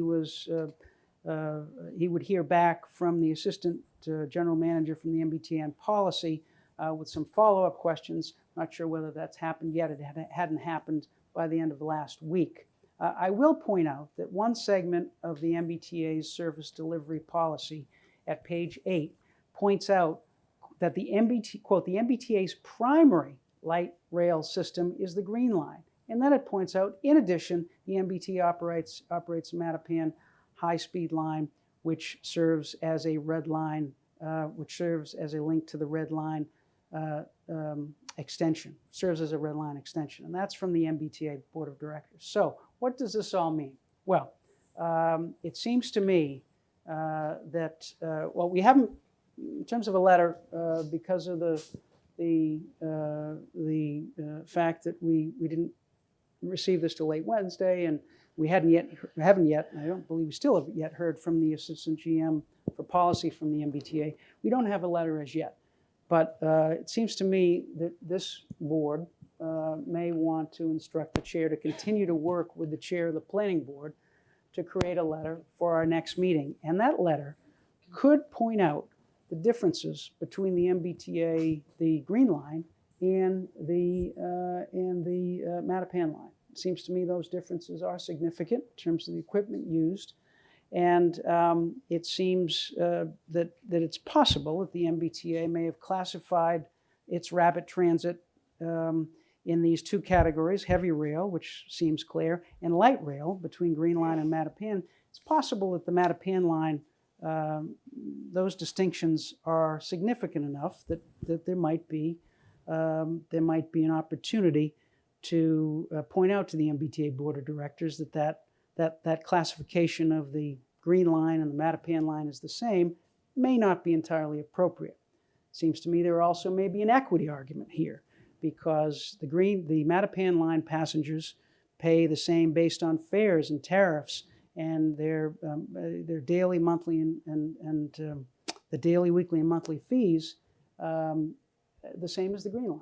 And it's quite clear that the equipment on the Green Line is far different and far more advanced, if you will, than that on the Mattapan line. So I think there are differences that we could point out to the MBTA Board of Directors. I think there is an equity argument that we could point out to the MBTA Board of Directors with respect to the fares and classifying the MBTA line as the same as the Green Line with respect to fares.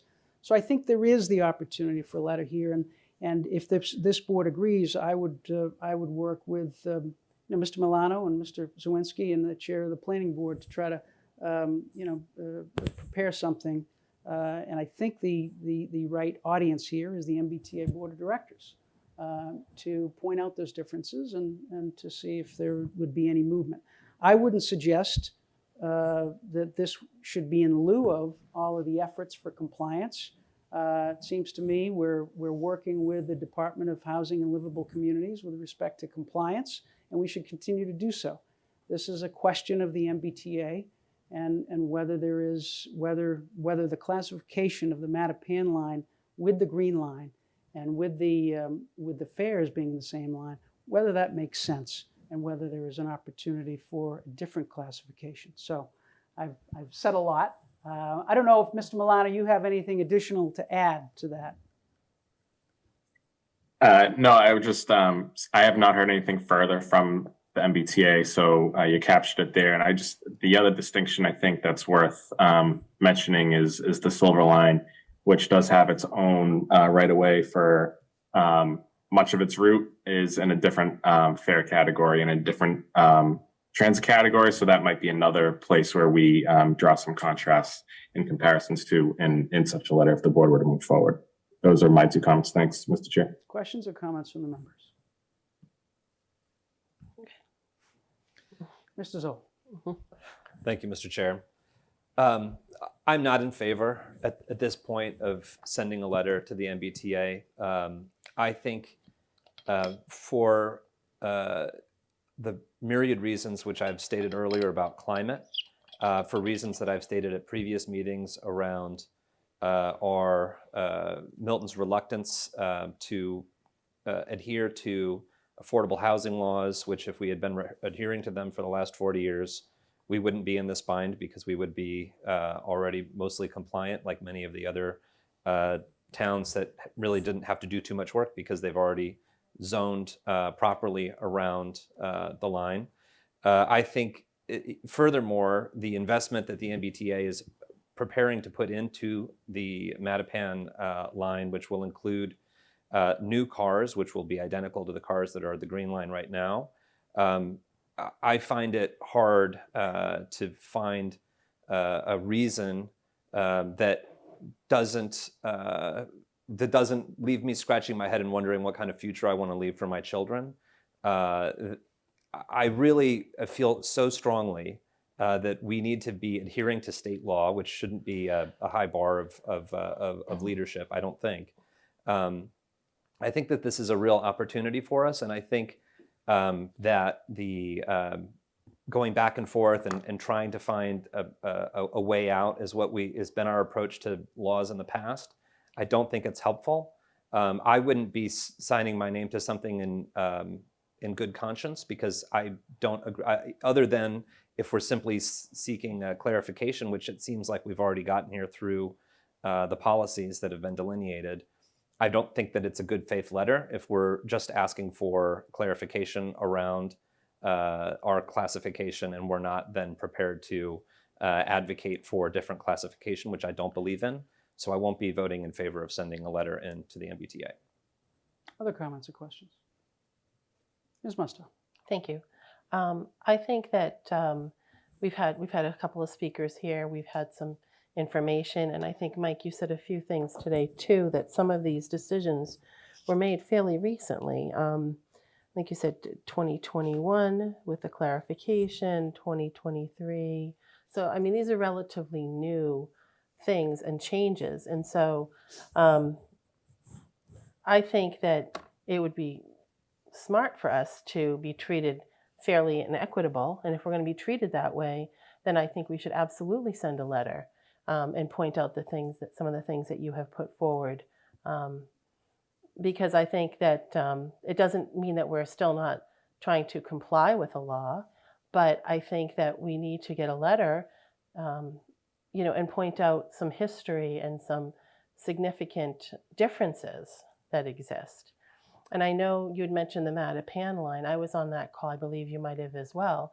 That may even take years. I mean, they're only at like 15% design, and there was a gentleman, as I recall, on there, as an aside from this conversation, from Mattapan, who was saying, I've been coming to these meetings for like 5 years. And I think anyone that was on that heard that. That being said, I still think that we just want to be treated fairly as a community, and certainly do our part where we need to, but be treated fairly. And I don't think that there's any harm in trying to point out things that, some of the items that you mentioned, for instance, Mike, I think there's no harm in that, in doing a letter for that. It's not trying to skirt anybody's responsibility. It's trying to do the responsible thing and also be treated fairly. Thank you. Mr. Zill. So I appreciate the comments from Ms. Musto. I, don't believe that adhering to state law is somehow being unfair. I think there are every town can probably point to particular aspects of its history or its unique infrastructure or geography that makes it a special case.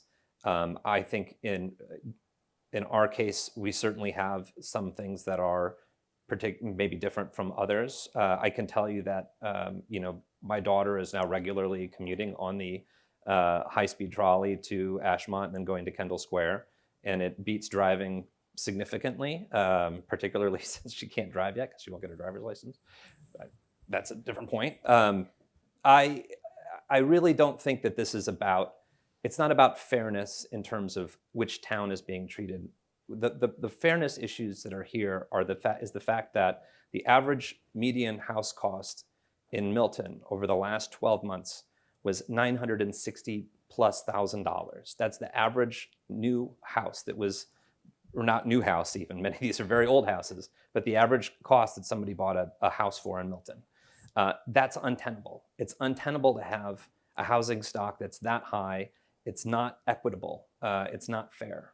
And so when we talk about fairness and equality, we have to not think in terms of our 1960s mindset of what was fair and equal. We have to think about what kind of town are we going to be leaving for our children? And are we really going to be fiddling here while the world is burning around us, trying to get distinctions that, around a law that we've heard from Tim say is probably going to be decades and that we probably won't ever see the full impact from.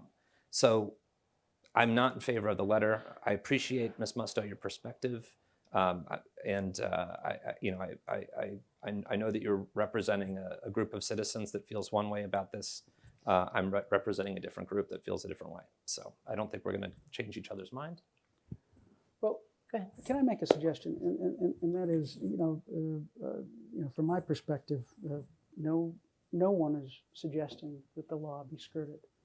And I think what Ms. Musto was suggesting is, what is fair in terms of the reality? What is the reality of the Mattapan line? And if the reality of the Mattapan line means that the law should treat this area differently, well, that's something we should explore, it seems to me. It doesn't seem to me that inquiring about the basis for that classification is in any way skirting our efforts. It could be that if the board of directors agrees with us and that the Mattapan line is different as the Silver line is different, that doesn't mean perhaps we would still, perhaps the select board and the planning board would still zone for 2,461 units. That's a possibility, right? Perhaps we'd zone for a smaller amount based on the classification now, and then more later on in the next decade when we have transformation on the line. So I guess what I would suggest is over the next 2 weeks, let us give it a try and see what that form of an inquiry would be because it seems to me there are some things to be teased out with the MBTA, and it's in no way trying to skirt any requirement with the Department of Housing and Livable Communities. It's just trying to determine whether with the MBTA if their current classification is the reality. And it seems to me there are some aspects in which that classification doesn't reflect the reality, and perhaps we tease that out. So that's the only thing I would suggest. Ms. Bradley. Thank you, Mr. Chair. I just had some clarifying questions. When we sent the letter, we've sent one letter, correct? No. We have not sent a letter? We have not sent a letter. All we did was make informal inquiries, and our town representatives were told by the Department of Housing and Livable Communities that they based their decision on the MBTA. We went to the MBTA, and now the MBTA has provided this information about how the classification is determined. How long did it take for them to get back to us? It wasn't very long, I don't believe, right? No, it wasn't very long. So I'm wondering if we could put a deadline on this. So let's say if we were to send a letter, if we don't hear back in 2 weeks, then we proceed forward with the 2461. I'm just trying to look for a compromise here and not to let it drag on. I'll tell you my opinion. I think we proceed regardless. I Okay. think we proceed on both tracks. Right now, the law is that we have to zone for 2461. Until that changes, my view is we have to proceed on that route.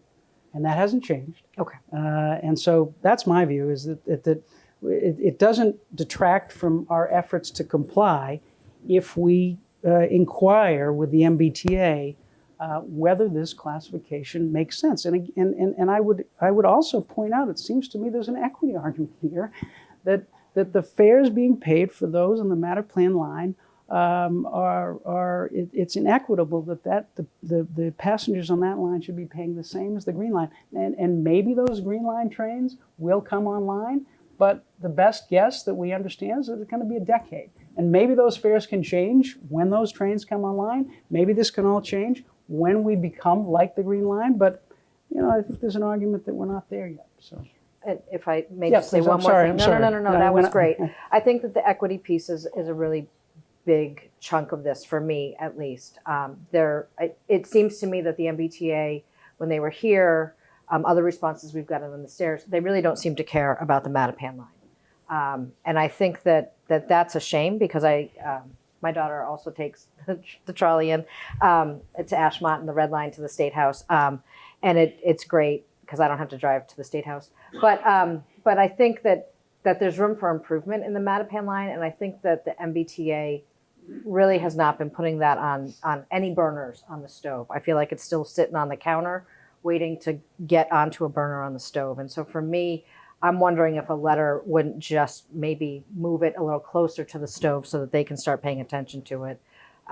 Because it is something that's neglected. You can tell just by, the trolleys. You can tell just by the lack of stairs and accessibility to the trolleys.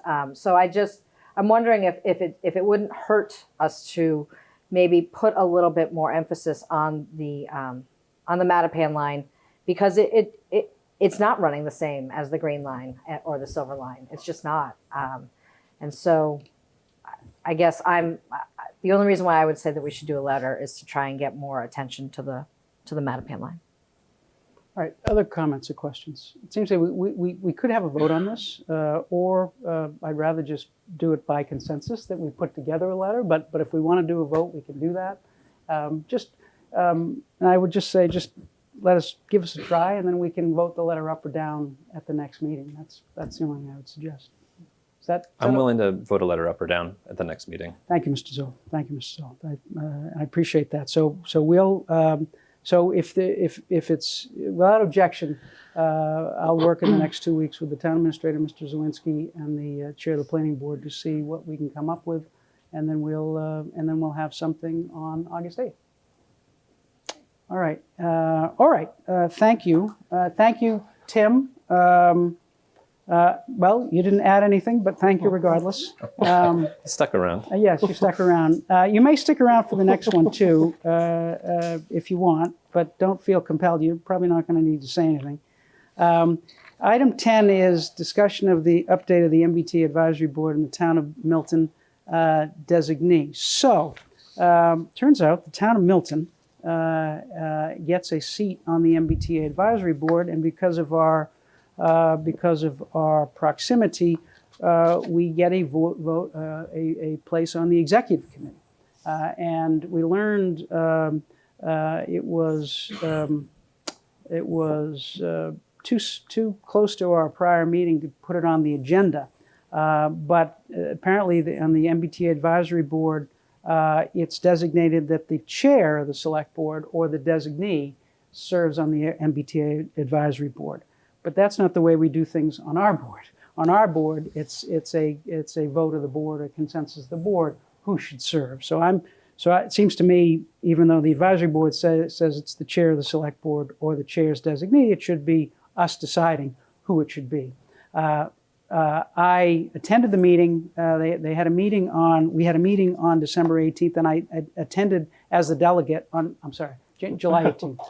I'm 6 months ahead. On July 18th, there was a meeting of the MBTA Advisory Board, and in order to pursue Milton's interests and to make sure we get on the executive committee, I attended the meeting as Milton's designee, but I'm going to certainly open it up to this board to decide whether I should continue or whether we have someone else designated as the member of the advisory board. So included in your packets were the minutes from that meeting.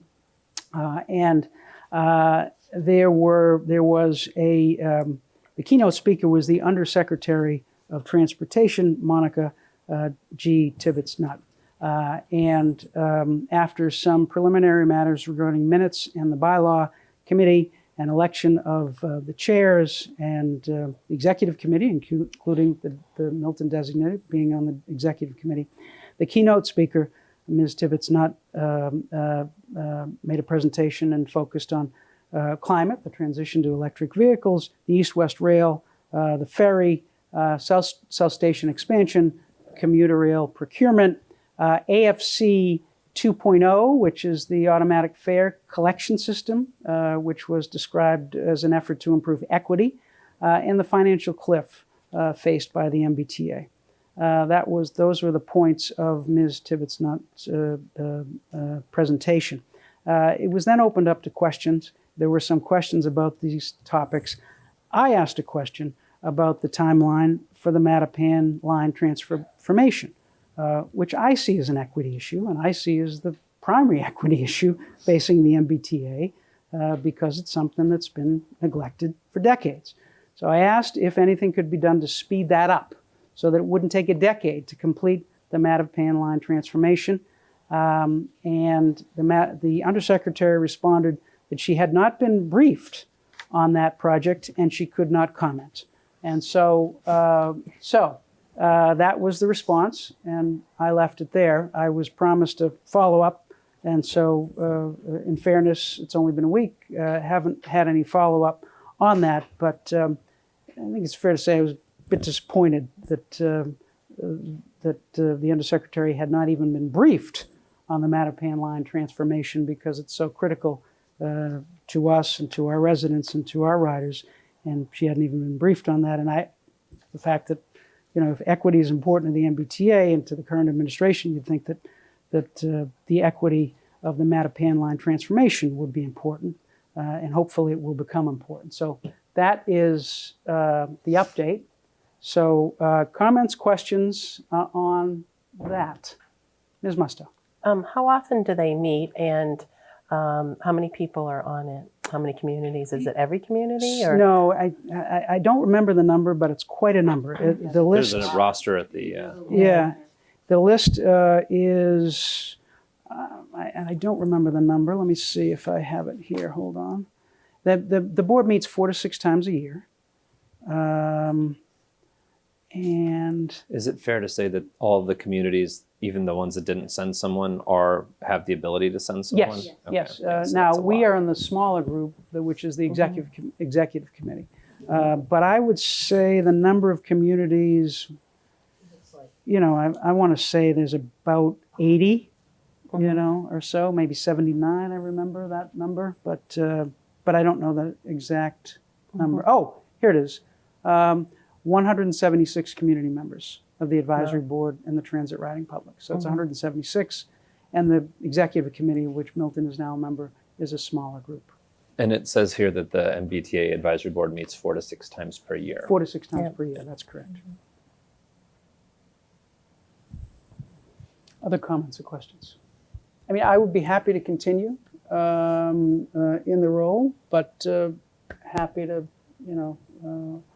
happy to have someone else do it as well if someone wants to. Mrs. O. I don't want to do it.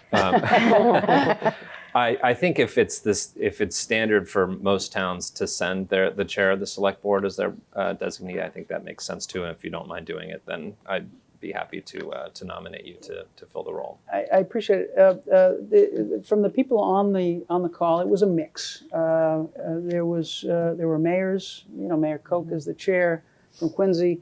There were mayors on the call. A number of select board chairs. There were some designees. I think Somerville had a designee on the line, and then there were some other designees.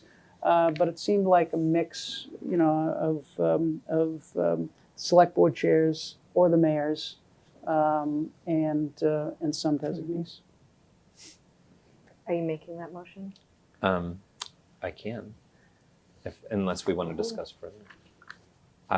So I would like to make a motion to appoint Mike Zulis as the Milton designee to the MBTA, what was it called? Advisory board. Advisory board. I'll second.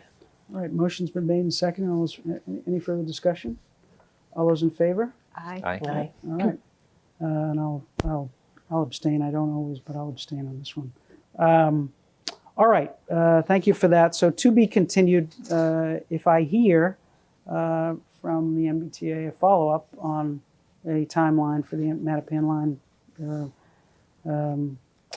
transformation, I will certainly raise it. And there will certainly be other issues to raise at the next meeting of the advisory board for our town. So, all right, item 11, discussion approval of the fall town meeting December 2023 timeline. Mr. Milano, do you want to take this, or should we just, is this fairly pro forma? No, I think it's pretty standard for what we typically do at this time of year, is to just give folks a heads up for when we anticipate closing the warrant. I've drafted that as Friday, September 22nd, in which case the select board would have the warrant articles in front of them at their meeting on September 26th.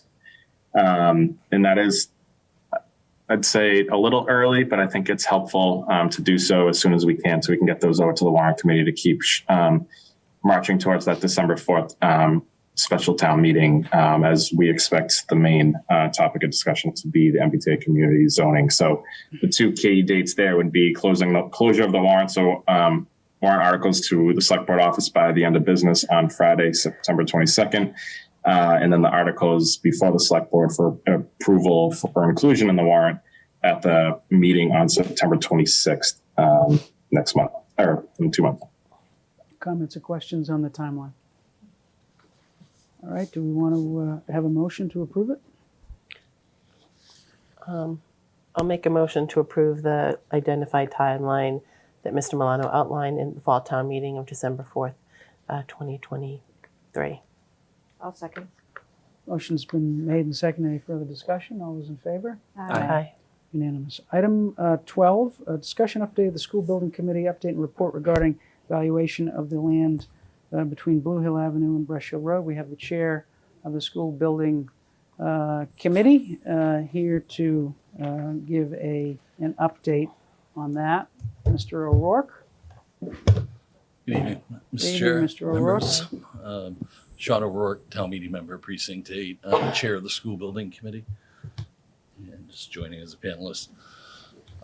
So the School Building Committee has met for the past couple months regarding this property. We've reviewed it a number of times. We became I personally became made aware of it on May 23rd from a friend that represents the real estate company.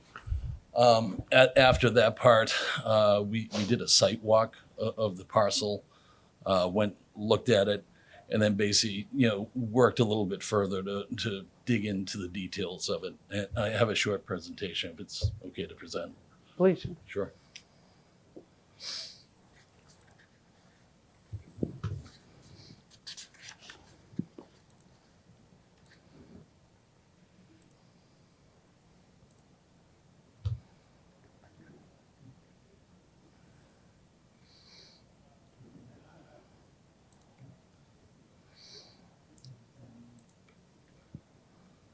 Perfect.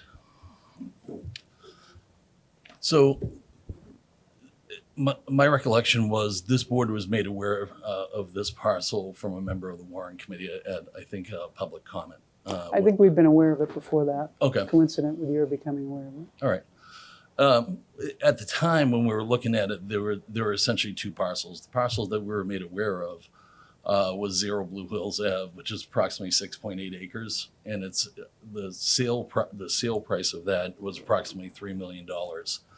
After we talked with the real estate agent, the sale of that singular lot was not available. You had to buy what is called the lower lot, shown in purple, and the upper lot. So essentially, it's approximately 11 acres for roughly $7 million. Sorry about that.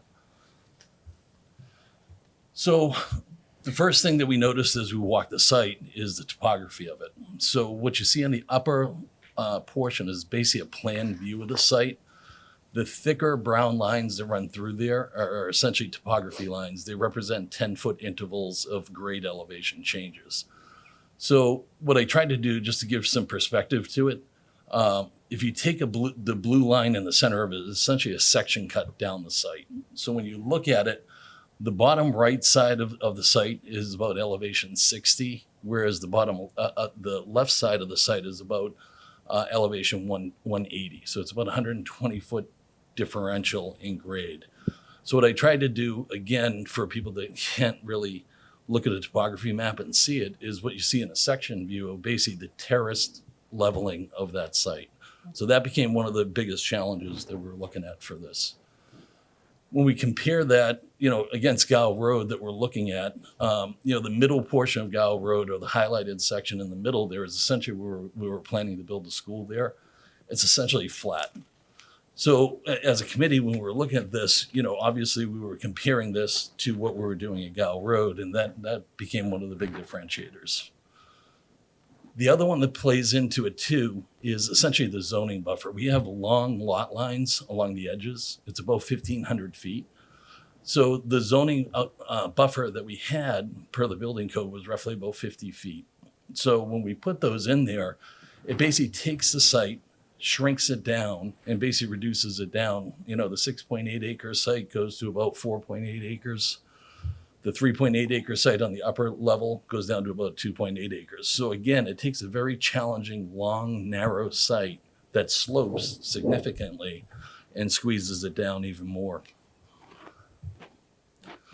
When we looked, part of the thing that we're looking at is we're building a school. We want kids to be able to walk to it. When you go to Blue Hill Avenue and you look along the road there on 138, there are no sidewalks. So there is no way for children to walk to the school on Blue Hill Avenue.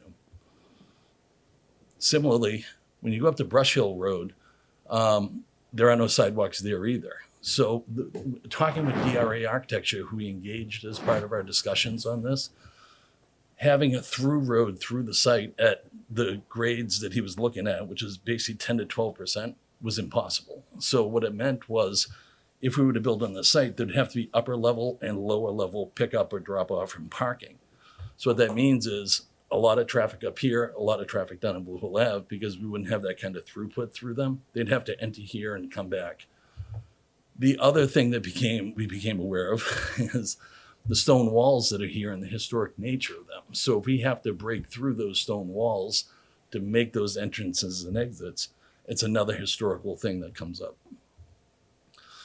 Even further, when we go to the Mass GIS site and we look at the information that's available there, the National Register of Historic Spots, which are essentially designated as red dots, 2 of the houses on there are under the Historical Society's purview. So a member of my committee, Mark Loring, he was also on the school committee, reached out to Milton Historical Society and also Mass Historical Society. As you can see, this was the letter issued to us from the Milton Historical Society, basically stating the significance of the properties that were up there. So for us, our conclusion of basically how we came to our decision that we took a vote last night to not recommend this parcel for the construction of a new school. The first and biggest one that I tried to highlight in the slides is the site geometry. It's a long, wide site with a very steep slope. The building, if we did try to build one there, would have to be very compact and very tall. So that type of construction, along with the site work that would have to happen, just led to a really elevated construction cost of this entire parcel. The site cost, our architect basically indicated they'd be close to double what a typical site cost would be, which is the $10 to $15 million adder. So basically a $20 to $30 million site cost. The planned educational facility that we want to put on the site, we probably couldn't fit what we were planning with the upper middle school and pre-K wing. As I mentioned, the zoning buffer squeezes the site down and makes it even tougher. The historical nature of the residences makes it tough. And then, finally, it's not a walkable site. So, with all those things kind of listed out, that's how we kind of got to our conclusion that we did not recommend it. And with that, I'll take any questions. Thank you, Mr. Rourke. I will just add that you mentioned the 10 to 12% slope. I think it was Mr. Franceschi from DRA said typically what you're looking at as a maximum is a 5 to 6% slope. So this is about double of that. The other thing that he mentioned that was striking to me was that because you'd have to have a tiered system here, you'd have half the building without any sunlight because it would be built into the earth essentially, and it might have to go up about 4 stories. So Mr. Franceschi from DRA, who is the consultant,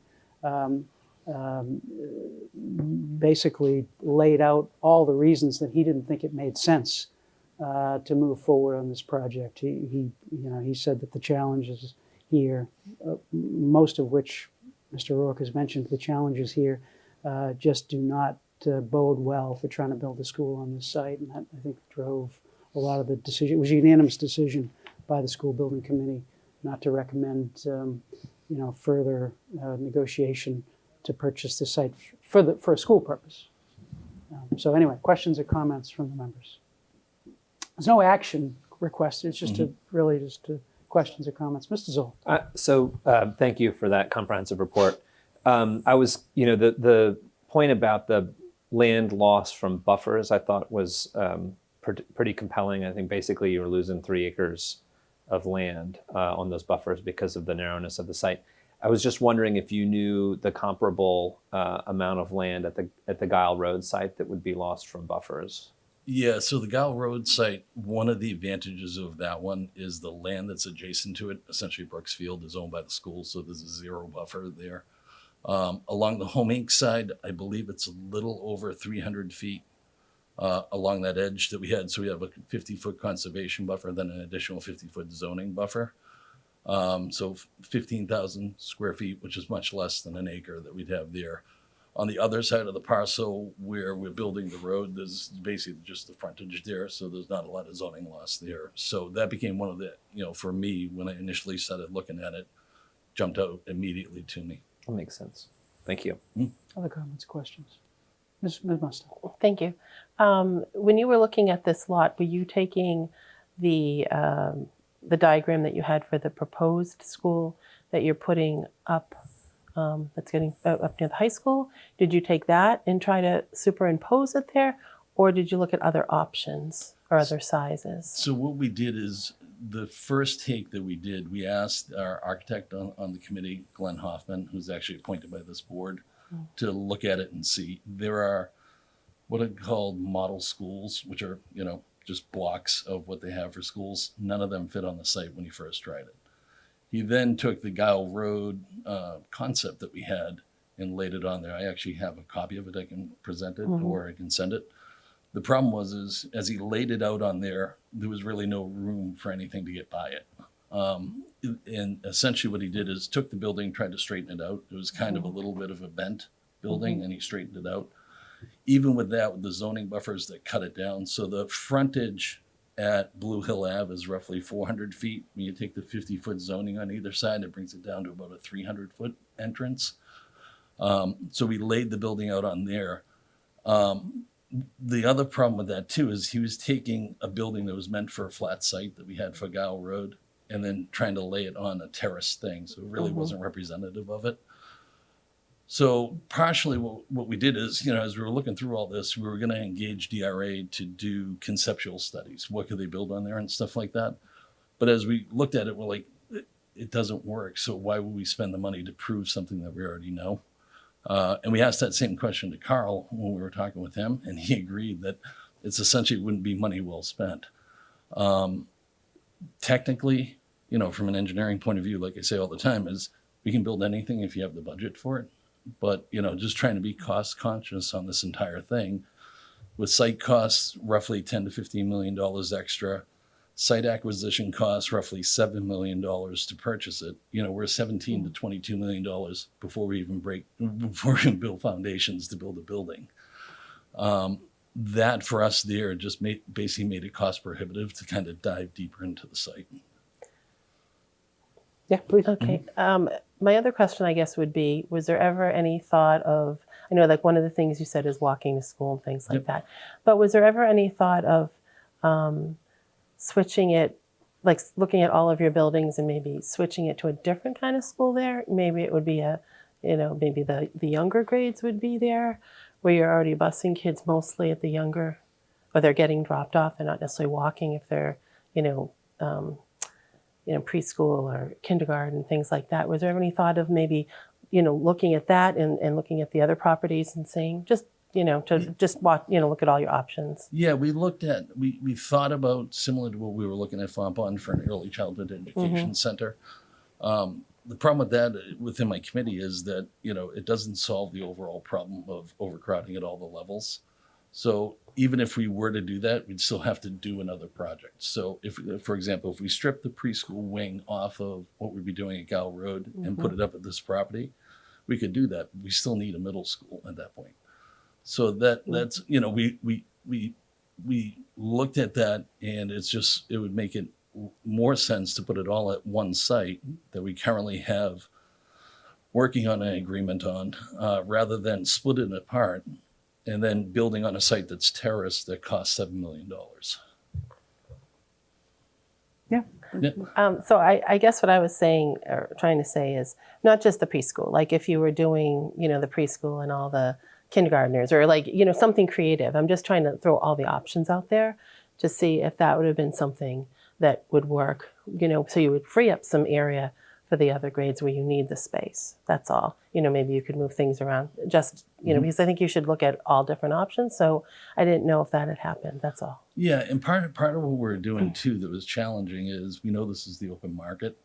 So we wanted to give you guys our take on it so that we can make a decision on or you guys would make a decision on which way to go. And for us, as we were just evaluating it, any project that you were trying to put up there, just because of that terraced site that's there, is going to be challenging and expensive. Okay, thank you. No problem. And I would add, just from the discussion at the school building committee, while our architect on the committee tried to fit this building in to see if it would work, that's not what the consultant focused on. The consultant focused on whether this is a site where you could build a school generally, whether it be a preschool or kindergarten, or just because as I understood it, the consultant from DRA said for all of these reasons, it really is a challenge to build a school on this site, and it's going to be more expensive. And then there are downs. Even if you decide we're going to spend the extra money, there are still downsides beyond that. So I think that led a lot of us to say, to continue this would really be kind of a fool's errand. But that's based on the consultant's advice. Other comments or questions? All right. I don't think we have a motion. I don't think we have anything to do. Appreciate the report. And No problem. I'm sure we'll see you in the future. Okay. Thank you. Thank you. Thank you. All right, item 13 is discussion update youth task force report. I believe this is Mr. Zoll. Thank you, Mr. Chair. Yeah, I'll try to keep this short in the interest of getting home at a reasonable hour. I'm very pleased to say that the youth task force met and will be meeting again this coming Monday. At the last meeting, we elected Rachel Posar to be our chair and Zadie Rose to be the secretary. It's a really good, lively group of folks. We had a few people that were out of town, but they read the minutes. Our members who are members from the high school, I watched the video of the meeting so that everybody's up to speed. Everyone is laser focused on figuring out what we can do to really provide better opportunities for kids in this town, particularly, especially for older kids, recreational activities for them to go that doesn't include Cunningham Park after hours, thinking about meeting the needs of all students, looking at the behavioral risk survey that came out, talking to the stakeholders in the town. I believe the minutes are publicly posted at this point. One of the things that we're focused on is still we need a rising ninth grader to serve on this task force. So we're thinking about it. I'm mentioning it here again in case anyone watching at home or here knows a rising ninth grader who would be interested in participating. And at our next meeting on Monday, we've asked Chief King, who has tentatively said he may, depending on family travel, be able to join, or I'll send his lieutenant to join us, and Tony Will from Cunningham Park to meet with that group. To essentially not just revise the remarks that they made to the select board, but to help the youth task force in thinking about educational outreach opportunities to parents around town. Really not just about Cunningham Park, but other ways that we can be reaching key stakeholders in the town to get their input, their ideas, their feedback, and to make them aware of some of the problems that exist right now at Cunningham Park, and really sort of more broadly with access to recreational activities. So it was a successful meeting. Like I said, our next one's coming up on Monday. And I think we've got a good group of folks here that are really excited to get to work. Thank you, Mr. Zoll. Questions or comments, Ms. Bradley? Thank you, Mr. Chair. Mr. Zoll, the rising ninth grader, what's the process for filling out an application? Is it the same as our volunteer application? I believe it's the same. It's yeah. the same. Okay. And there's only 2 students, is that correct? So currently we have 2. We need a third. You need a third. Yes. Okay. All right, great. Thank you so much. My pleasure. Other comments or questions? Thank you, Mr. Zoll. Item 14, Cunningham, discussion update Cunningham Park and teen activity. I think we're going to Mr. Zoll for this as well. Yes, thank you very much. So I had the opportunity, as I was asking Tony if he would be able to come to our Tony meeting. will. Tony will, yes, thank you, for Cunningham Park. If he'd be able to come to our youth task force meeting to kind of get an update, and also spoke with a member of the team at the on the security team there. And I'm pleased to say that they have advised me that the activity has dropped off. They say there's typically a drop off in the summer, but it's maybe more than a drop off than they usually see. So if folks are talking to their kids, that they are they're aware, they feel at least there may be some heightened awareness about the problems in the woods. Tony Will also shared with me that he is putting together a video, which he hopes we'll be able to share, that they're working on doing some digitization of where they're going to be able to blur out faces and identifying features that will show the best and the worst of Cunningham Park. So he shared with me, he's just sent a video of a brutal assault that happened in the woods that was shared widely on social media among Milton youth, showing a kid getting kicked repeatedly, including kicked in the head. And so these are activities that the chief has told us about and Tony informed us about, and Margaret Carroll's from the coalition.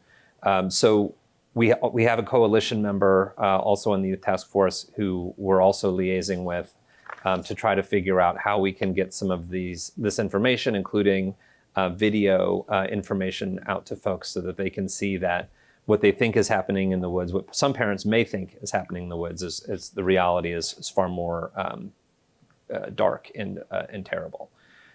So I think it's sort of a good news, bad news situation. Our hope is that we can do a lot of this educational outreach before the return to school, when a lot of the parties start happening.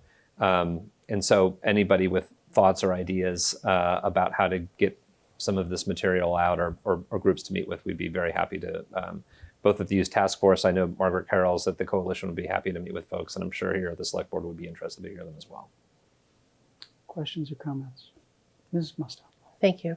I was going to say, I think that's a good start, and it's good to hear that Tony Wells putting something together. I will say that I did get various phone calls after one of our previous meetings where there was mention of sexual assaults being happening at Cunningham Park. I know that 2 of our members talked about that, and actually a friend of mine from another town was driving somewhere and heard something on BZ, I think it was BZ Radio, that was talking about that. So with that being said, I would like to hear from the police chief what numbers of assaults are happening over at Cunningham that are reported, because I think that's an important thing, because the community's asking, certain people have been asking about that. And I do think that's important for people to know. Oh yeah, please. Yeah, Ms. Bradley. I can tell you that a lot of the assaults are not being reported.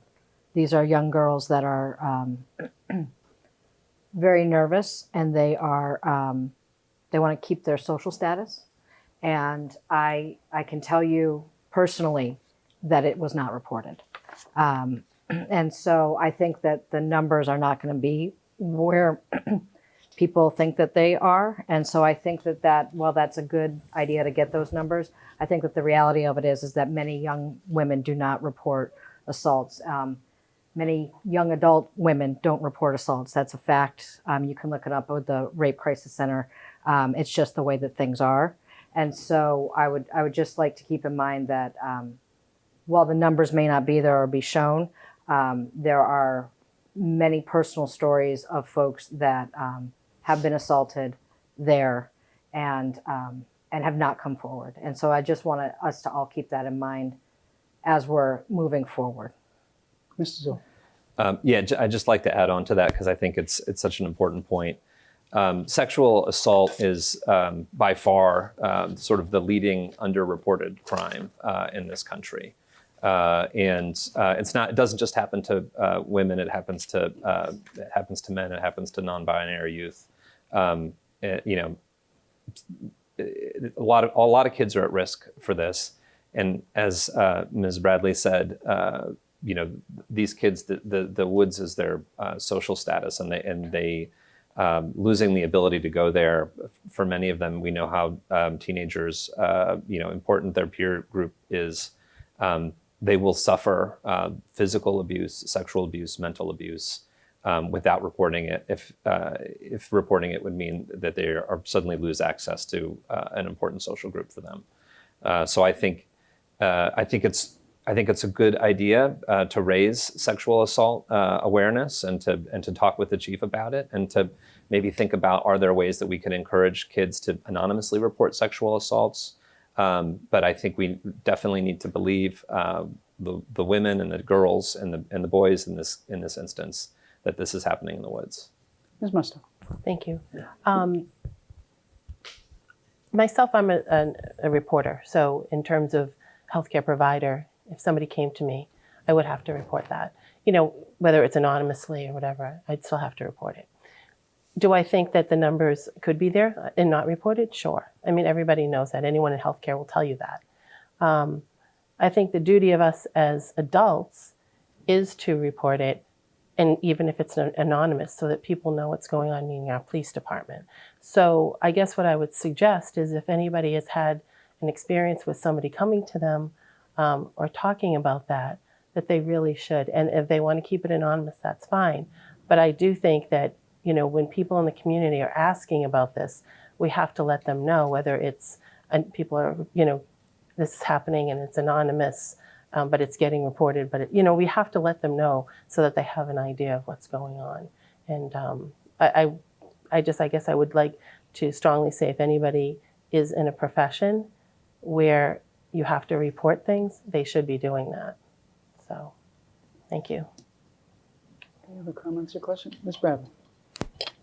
Mr. Zoll, I heard you talking about the folks that are being brought in to spread the word about what's happening up there. I'm just curious if we have a new AD, a new athletic director, and I'm bummed that Dr. Burrows left, but I'm wondering if there is talk within the task force about bringing in the new AD and maybe even the school committee setting a policy within the school committee about, if a youth is caught in the woods, what the ramifications are. Many of them play sports, and so I'm just wondering if that has been broached with you guys. Yes. Oh, perfect. Thank you, Ms. Bradley. We definitely, not just the new AD, but thinking about coaches and other sort of authority figures that work with a lot of kids to help to bring them in to chat with them. That's definitely on the menu.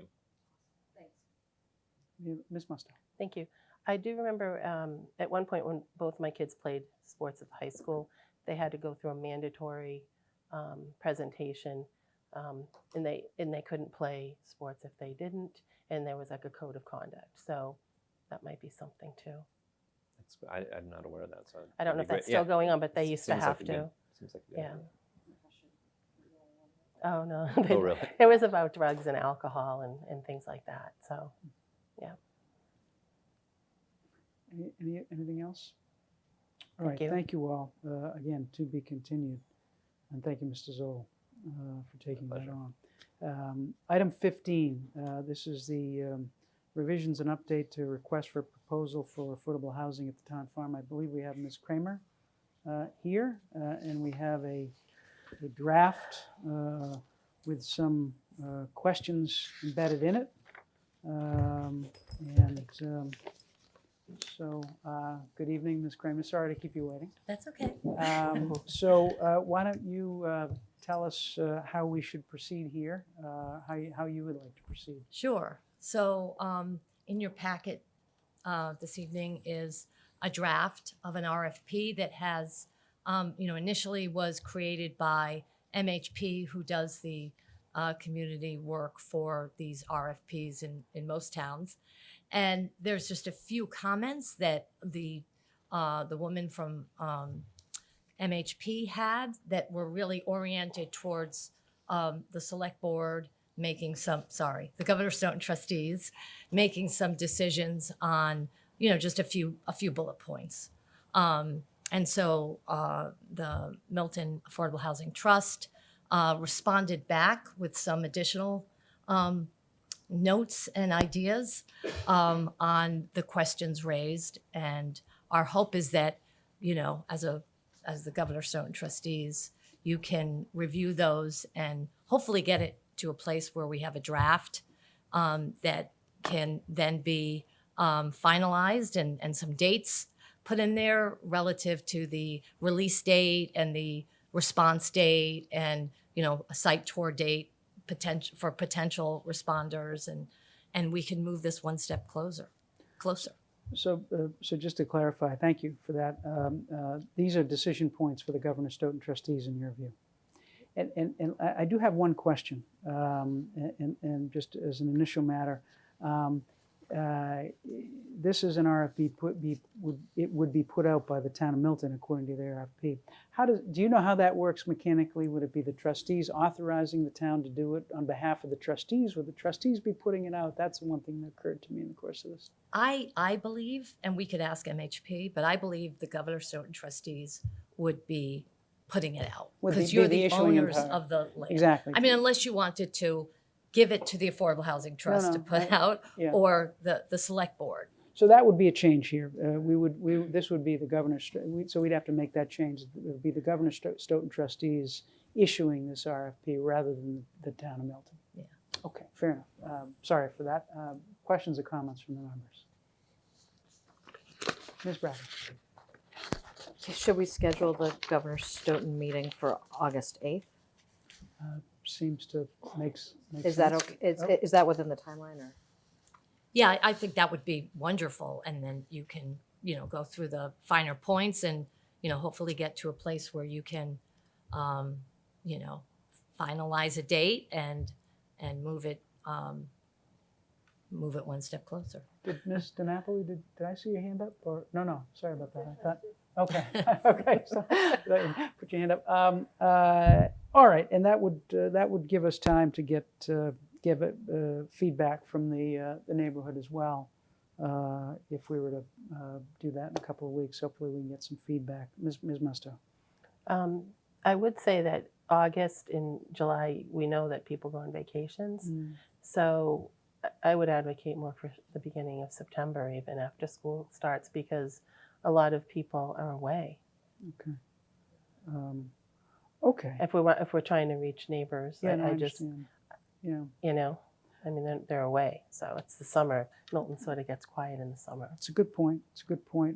Doesn't preclude the board from discussing it, seems to me, the trustees from discussing it, seems to me, and then we could keep it open with the board having made some decisions, and then could make a full presentation to the neighborhood. But other comments or questions? Mr. Zoll. Yeah, so we had a gentleman, it was Bob Sweeney, who came in representing the during Citizen Speak. So, I'm just curious to ask, because I think it's making sure that the adjacent homeowners are informed. What would be our process for that? Well, that would be for the Governor Stoughton trustees to decide, because the Governor Stoughton trustees, which are that's us, right? But meeting as Governor Stoughton trustees, we would have to decide what that process would be, and that actually goes to Ms. Musto's point about what the best way to do that and the best timing for that is. That seems to me that would be a Governor Stoughton trustees. If I may follow up. Mr. Zoll. Yeah, so, and my microphone was off, so I just want to sort of repeat that I sort of flagged that Mr. Sweeney's comments earlier about making sure that we're informing adjacent homeowners, which I think is a good one. So if that's the case, then I think that Ms. Bradley's suggestion that the trustees meet August 8th to sort of figure that out would make sense. And I don't think it would then preclude, I don't think that's sort of the action point, but I think it makes sense for the trustees to meet those mysterious individuals who, look exactly like us.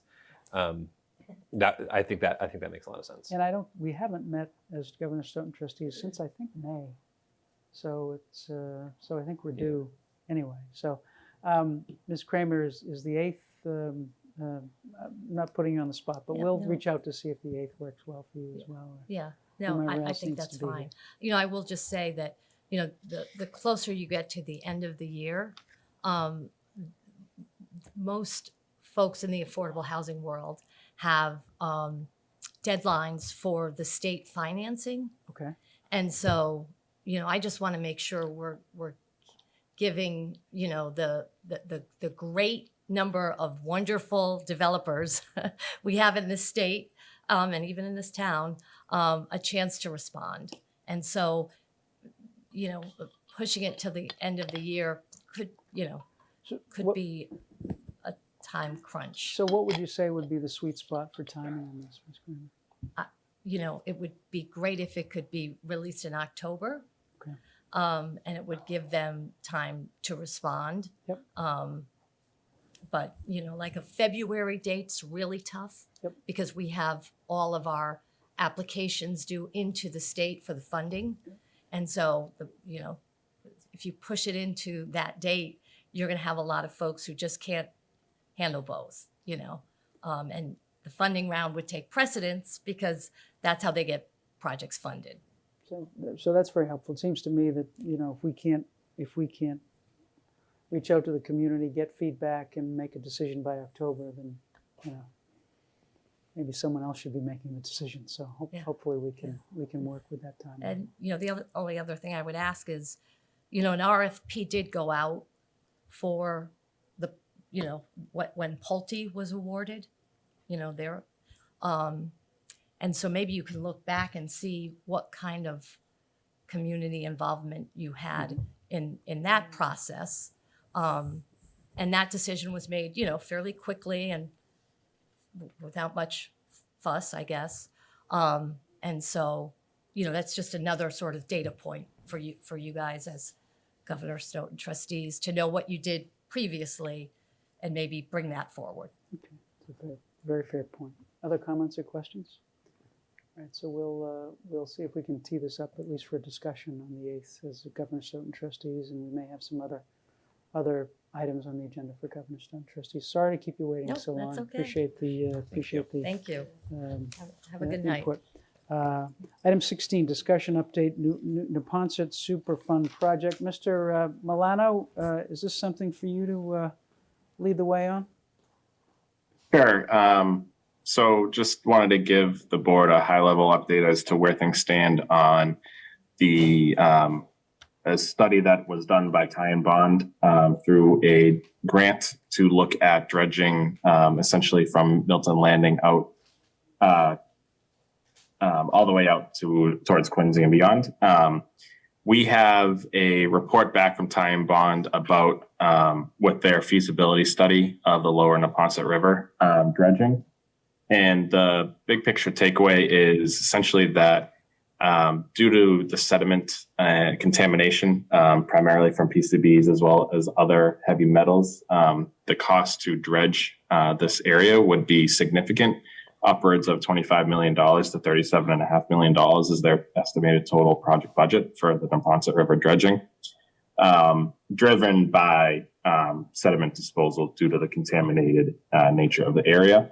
One of their takeaways was suggesting that the town start to engage with EPA to see if EPA will take on this project in this area and this work as part of the bigger Superfund project along the rest of the Neponset. And that is because the contamination that is in the Milton portion and beyond is, assumes to come back from all the same sources that have polluted the rest of the Neponset. So at this time, we are still engaging in terms of what that process would actually look like to start to go to EPA to request that their Superfund site be expanded. We did have a follow-up meeting with Ty and Bond as well as Attorney Karis North from Murphy, Hesse, Toomey, and Lehane to better understand what that process looks like and what it would entail. So that is going on. I just wanted to let the select board know to see if the board has any questions, concerns about us continuing to proceed down this path in terms of gathering information to begin to put into an effort at essentially lobbying and petitioning EPA to consider expanding the Superfund designation that they have for the Neponset River to clean up truly the full Neponset River, not just the portion that's currently identified to take on. So I'll leave it at that. I did include the tie-in bond report, the narrative sections in the select board packet that has a lot more background. Happy to take any questions that I can handle or any other comments at this time. Questions or comments from the members? So Nick, you don't need any decision from us unless we were to tell you not to do it. Seems to me there's probably a consensus in this board that we should proceed down that path. And then we'll have a decision point to go one way or the other once you figure out what we need to do officially to ask for it, it sounds to me like. Is that fair to say?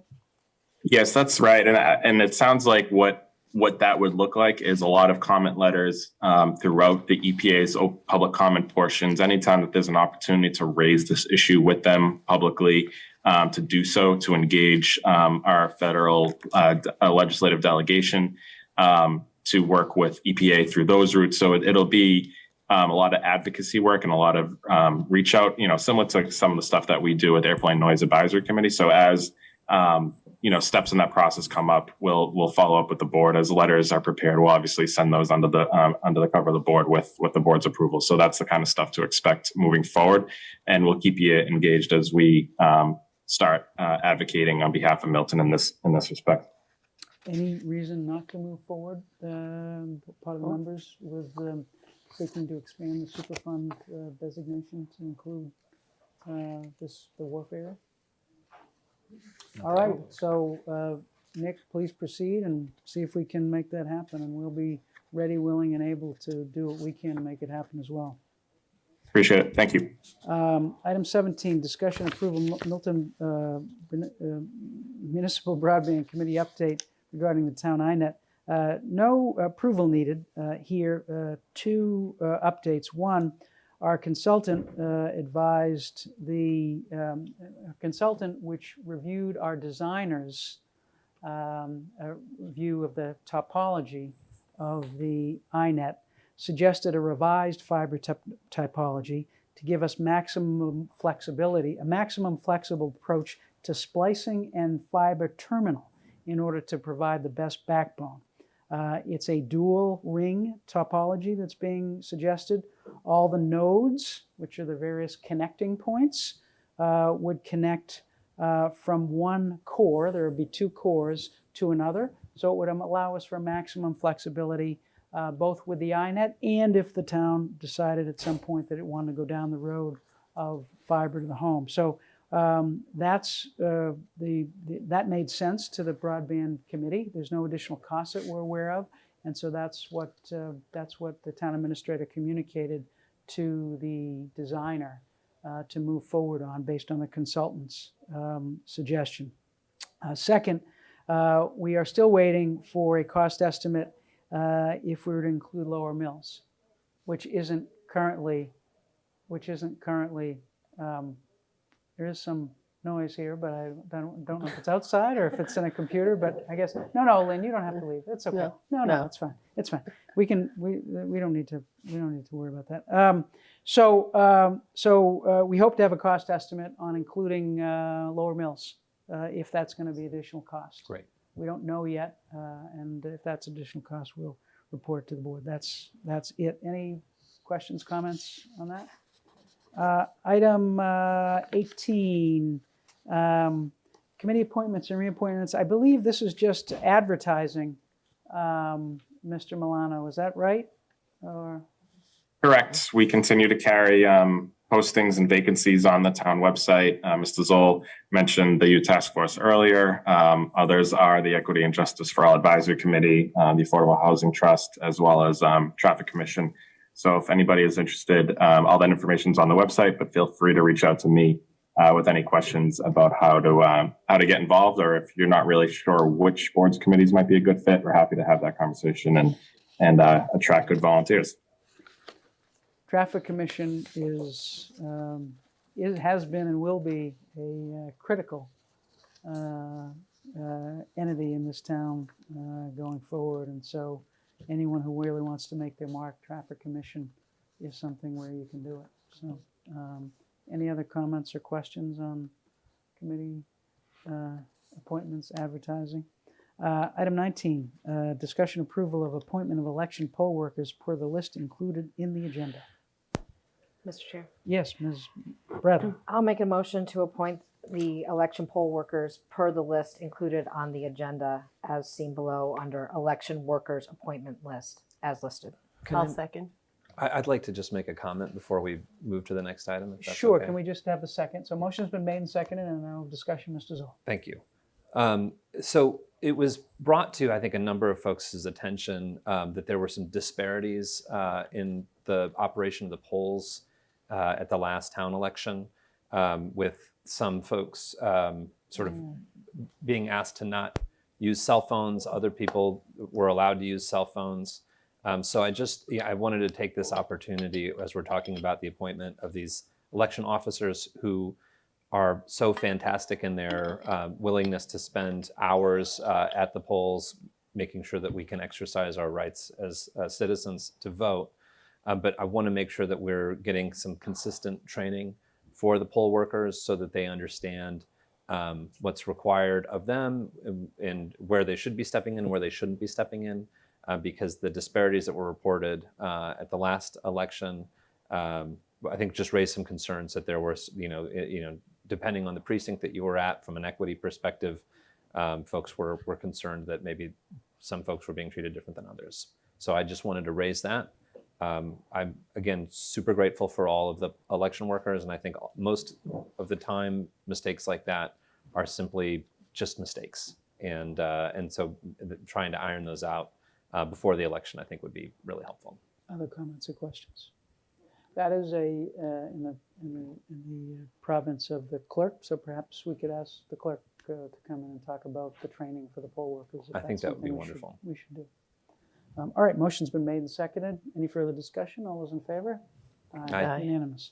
Item 20, discussion approval application for the use of the town green and barren Hugo gazebo for a vow renewal ceremony. Mr. Chair. Yes, Ms. Bradley. I'll make a motion to approve the application from Mon Carmel Isidore of Hyde Park to use the town green and barren Hugo gazebo for a vow renewal ceremony on August 5th, 2023 from 7 to 8 p.m. I'll second. Motion been made and seconded. Any further discussion? All those in favor? Aye. Unanimous. Item 21. This is a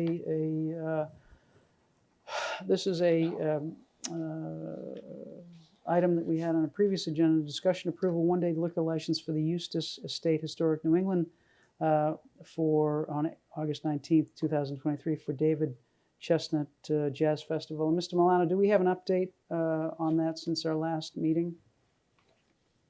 Sure. Since our last meeting, I did follow up with Eustis Estate directly, as well as the building commissioner. I include Ms. Rosenstein's email in the select board packet, and her email tracked with the building commissioner's interpretation, which was that there are essentially three kinds of uses at the Eustis Estate. One is museum-related activity.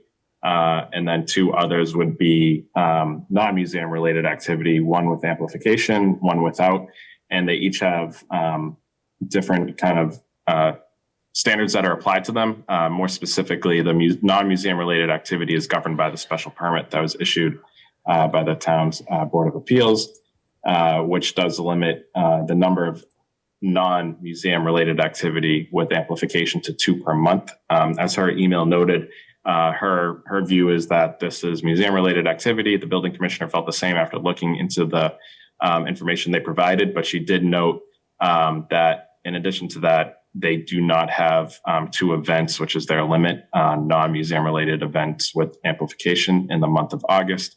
So even if one were to interpret it as such, it's within their rights under the special permit to have at least 2 of those. So just wanted to clarify that those 3 different kinds of events that are being discussed here, it's the town's view as well as their view that this is museum related activity. So they're able to go forward and have this event, and that there are other kinds of events that are governed by that special permit in which they adhere to. Comments or Mrs. Hall? So I just wanted to, this kind of caught my eye when this was on the agenda, and I did a little bit of research, and so I hope you'll indulge me. So David Chestnut, and it's actually spelled with no T in the surname, worked at the Eustis Estate in Milton, Mass. He was Black, was employed first working with the horses, then the chauffeur. Following that, he worked as a chauffeur for the Endicott family in Dedham. Through that work, he was able to purchase property and acquired other properties, using them to house his family and for rental income. He was one of the only Black landlords in the area by the mid-1920s. And he was a huge music aficionado, a jazz enthusiast. He played the trumpet, played in many marching bands in the area. He left a musical legacy. And so I think, and I've learned that the Eustis Estate honors him and does a bit of work around his life during Black History Month. But as we know, Black History Month shouldn't just be February. So I think it's worth noting for the record, Mr. Chestnut's life, his love of music. And I think I can't think of a probably better legacy for someone like that than to start a jazz festival. So I'm looking forward to going to this one, frankly. I think it's going to be fun. And I absolutely love the connection to the history and the Black history of Milton and the area. So I'll be voting in favor, but I just wanted to read that into the record. Thank you, Mr. Zoll. Other comments or questions? I would say, it's certainly compelling to me that the building commissioner says this falls within the special permit. Eustis Estate says considers this a museum-related activity for an outdoor fundraiser, and so that seems to me to be compelling in the fact that it falls within the special permit. So anyway, so I'll entertain a motion. Mr. Chair? Yes. I'll make a motion to approve the one-day liquor license from the Eustis Estate Historic New England 1424 Canton Ave for August 19th, 2023 from 11:30 a.m. to 6 p.m. for the David Chestnut Jazz Festival. Without Second. Chestnut? Without the Chestnut? T. Without the T. Yeah. Motion's been made and seconded. Any further discussion? All those in favor? Aye. Aye. All right. Item 22 is acceptance of a pilot payment from Curry College in the amount of $110,000. It is good news to have the pilot payments coming in from Curry College. Again, we had a little bit of an interruption during COVID because of the challenges Curry faced, but it's great to receive this amount from Curry College. I would mention that Mr. President Quigley is moving on. After many years as the president of Curry College, we invited him to come to a meeting, but he is tied up on Tuesday evenings, and so sometime in the future he may be able to join us.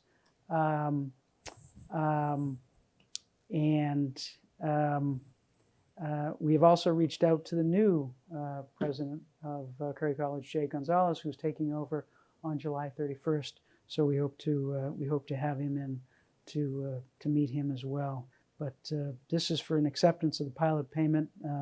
Perhaps the final one under President Quigley, and very much appreciated for a long time. Curry has led the way on pilot payments.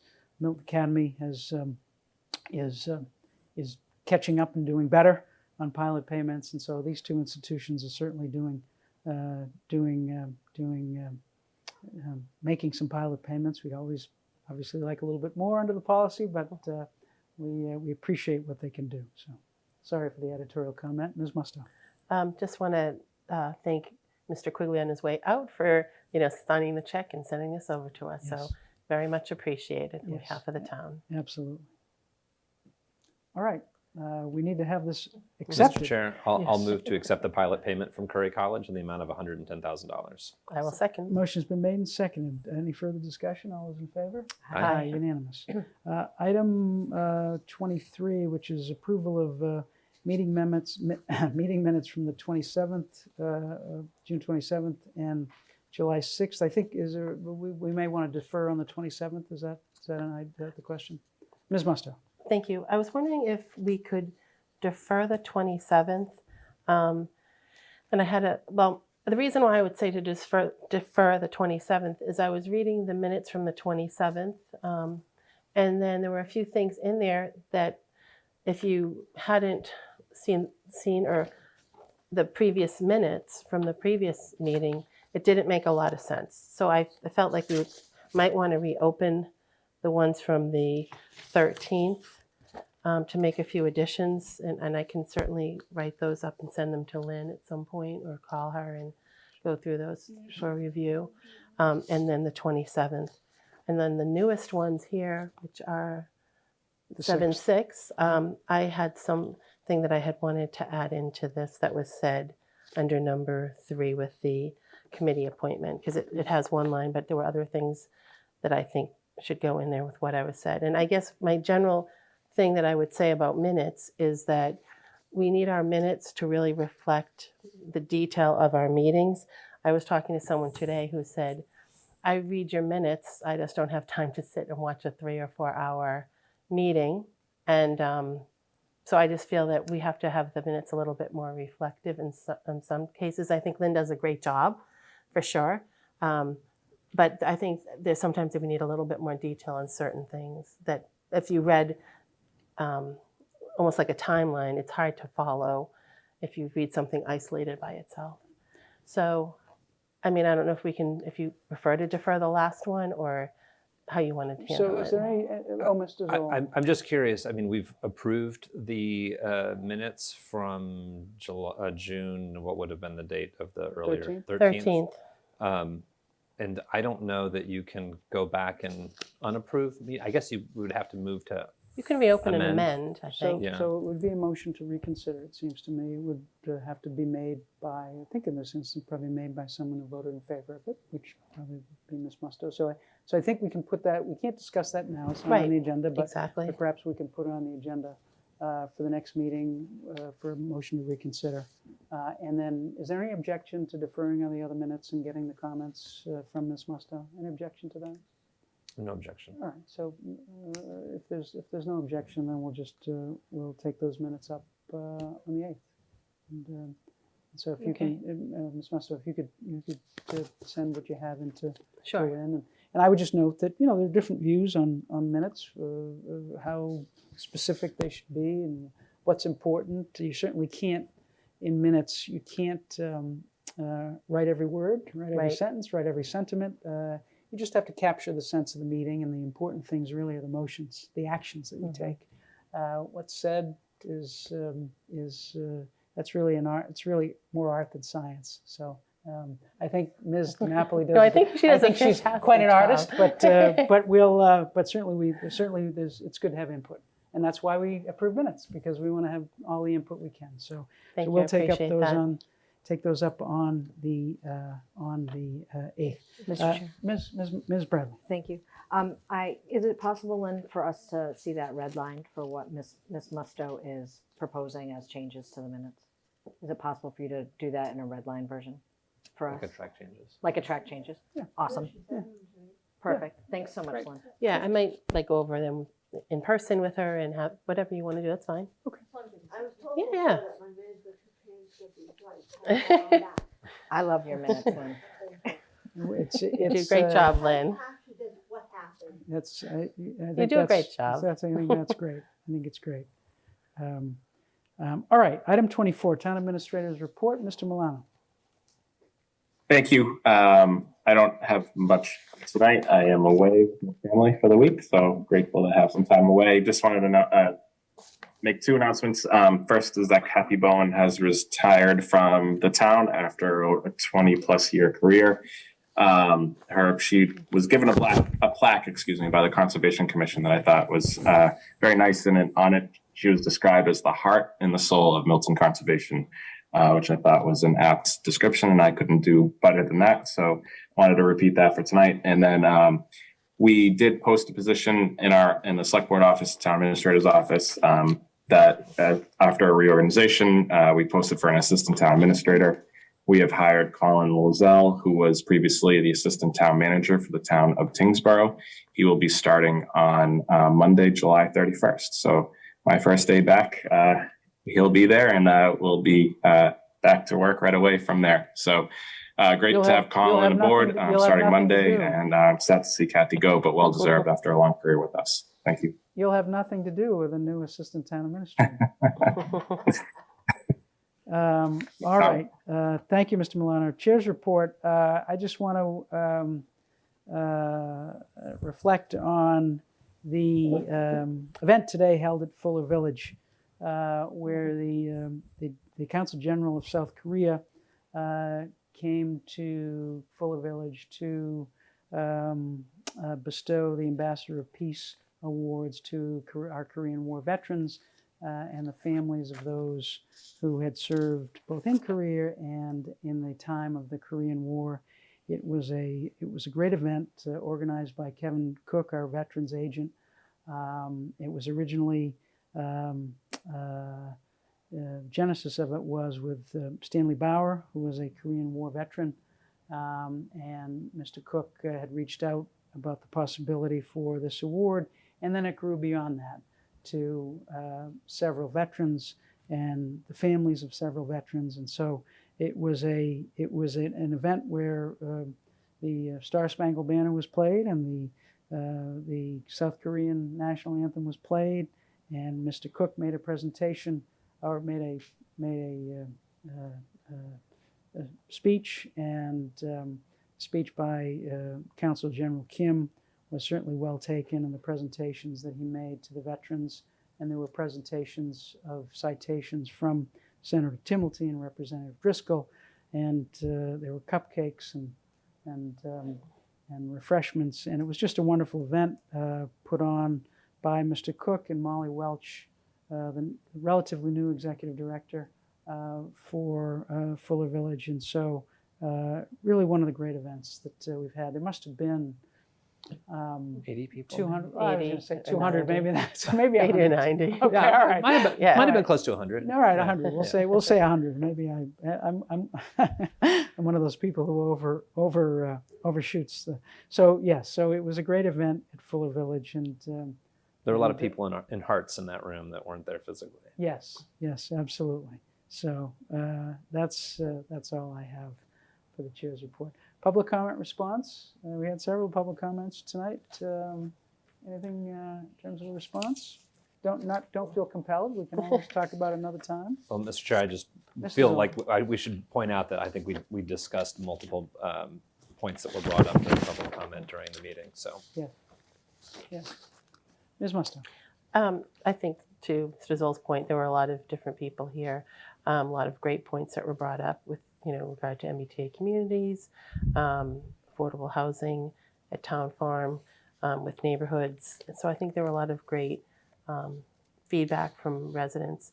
And I just wonder, I know we allow 15 minutes, but I'm wondering, have we ever really, based on how many people want to respond, have we ever thought of doing like an extra 5 or something? It's a good point, and I meant to put on the agenda considering extending it because John Driscoll reached out to me a few weeks back, and I forgot to put it on the agenda, but he said, it seems like a lot of people want to be heard, and maybe just extend it a little bit. Maybe you give people maybe 4 minutes and maybe extend it to 20 minutes. Just give people a little bit more time because a lot of people want to be heard on it. And we have a lot of work to do, and we're here at 10 o'clock. But it seems to me we might want to consider maybe extending it a little bit. So if there's no objection, we'll put that on the agenda. We can talk I might, about that. adding on to that too, I think, tonight it was kind of, we had multiple hands up that were online. Yes. People in the audience maybe didn't know to put their hands up. So reminding the audience that's here would be I think Yes, good. that was my miss, and so we'll pick that up. We'll pick that up in our efforts to improve every night, every meeting. Anything else on public comment response? Without objection, we will defer on items 28 and 29. Yes, do we need 27? Oh, where are we? Oh, my, I got ahead of myself. Future meeting dates, any issues with the 8th, the 22nd, and the 12th? Not right now. All right, no issues. So we'll move on from item 27. Any objection to deferring on items 28 and 29? No objection. No. Seeing none. Item 30. I'll make a motion to adjourn. I'll second. Motion's been made and seconded. Any further discussion? All those in favor? Aye. Aye. Thank you, everyone. We're just over 3 hours, so a little bit longer than we like, but we did our best. Thank you, everyone, for attending, and we will see you again on August 8th. Thank you very much.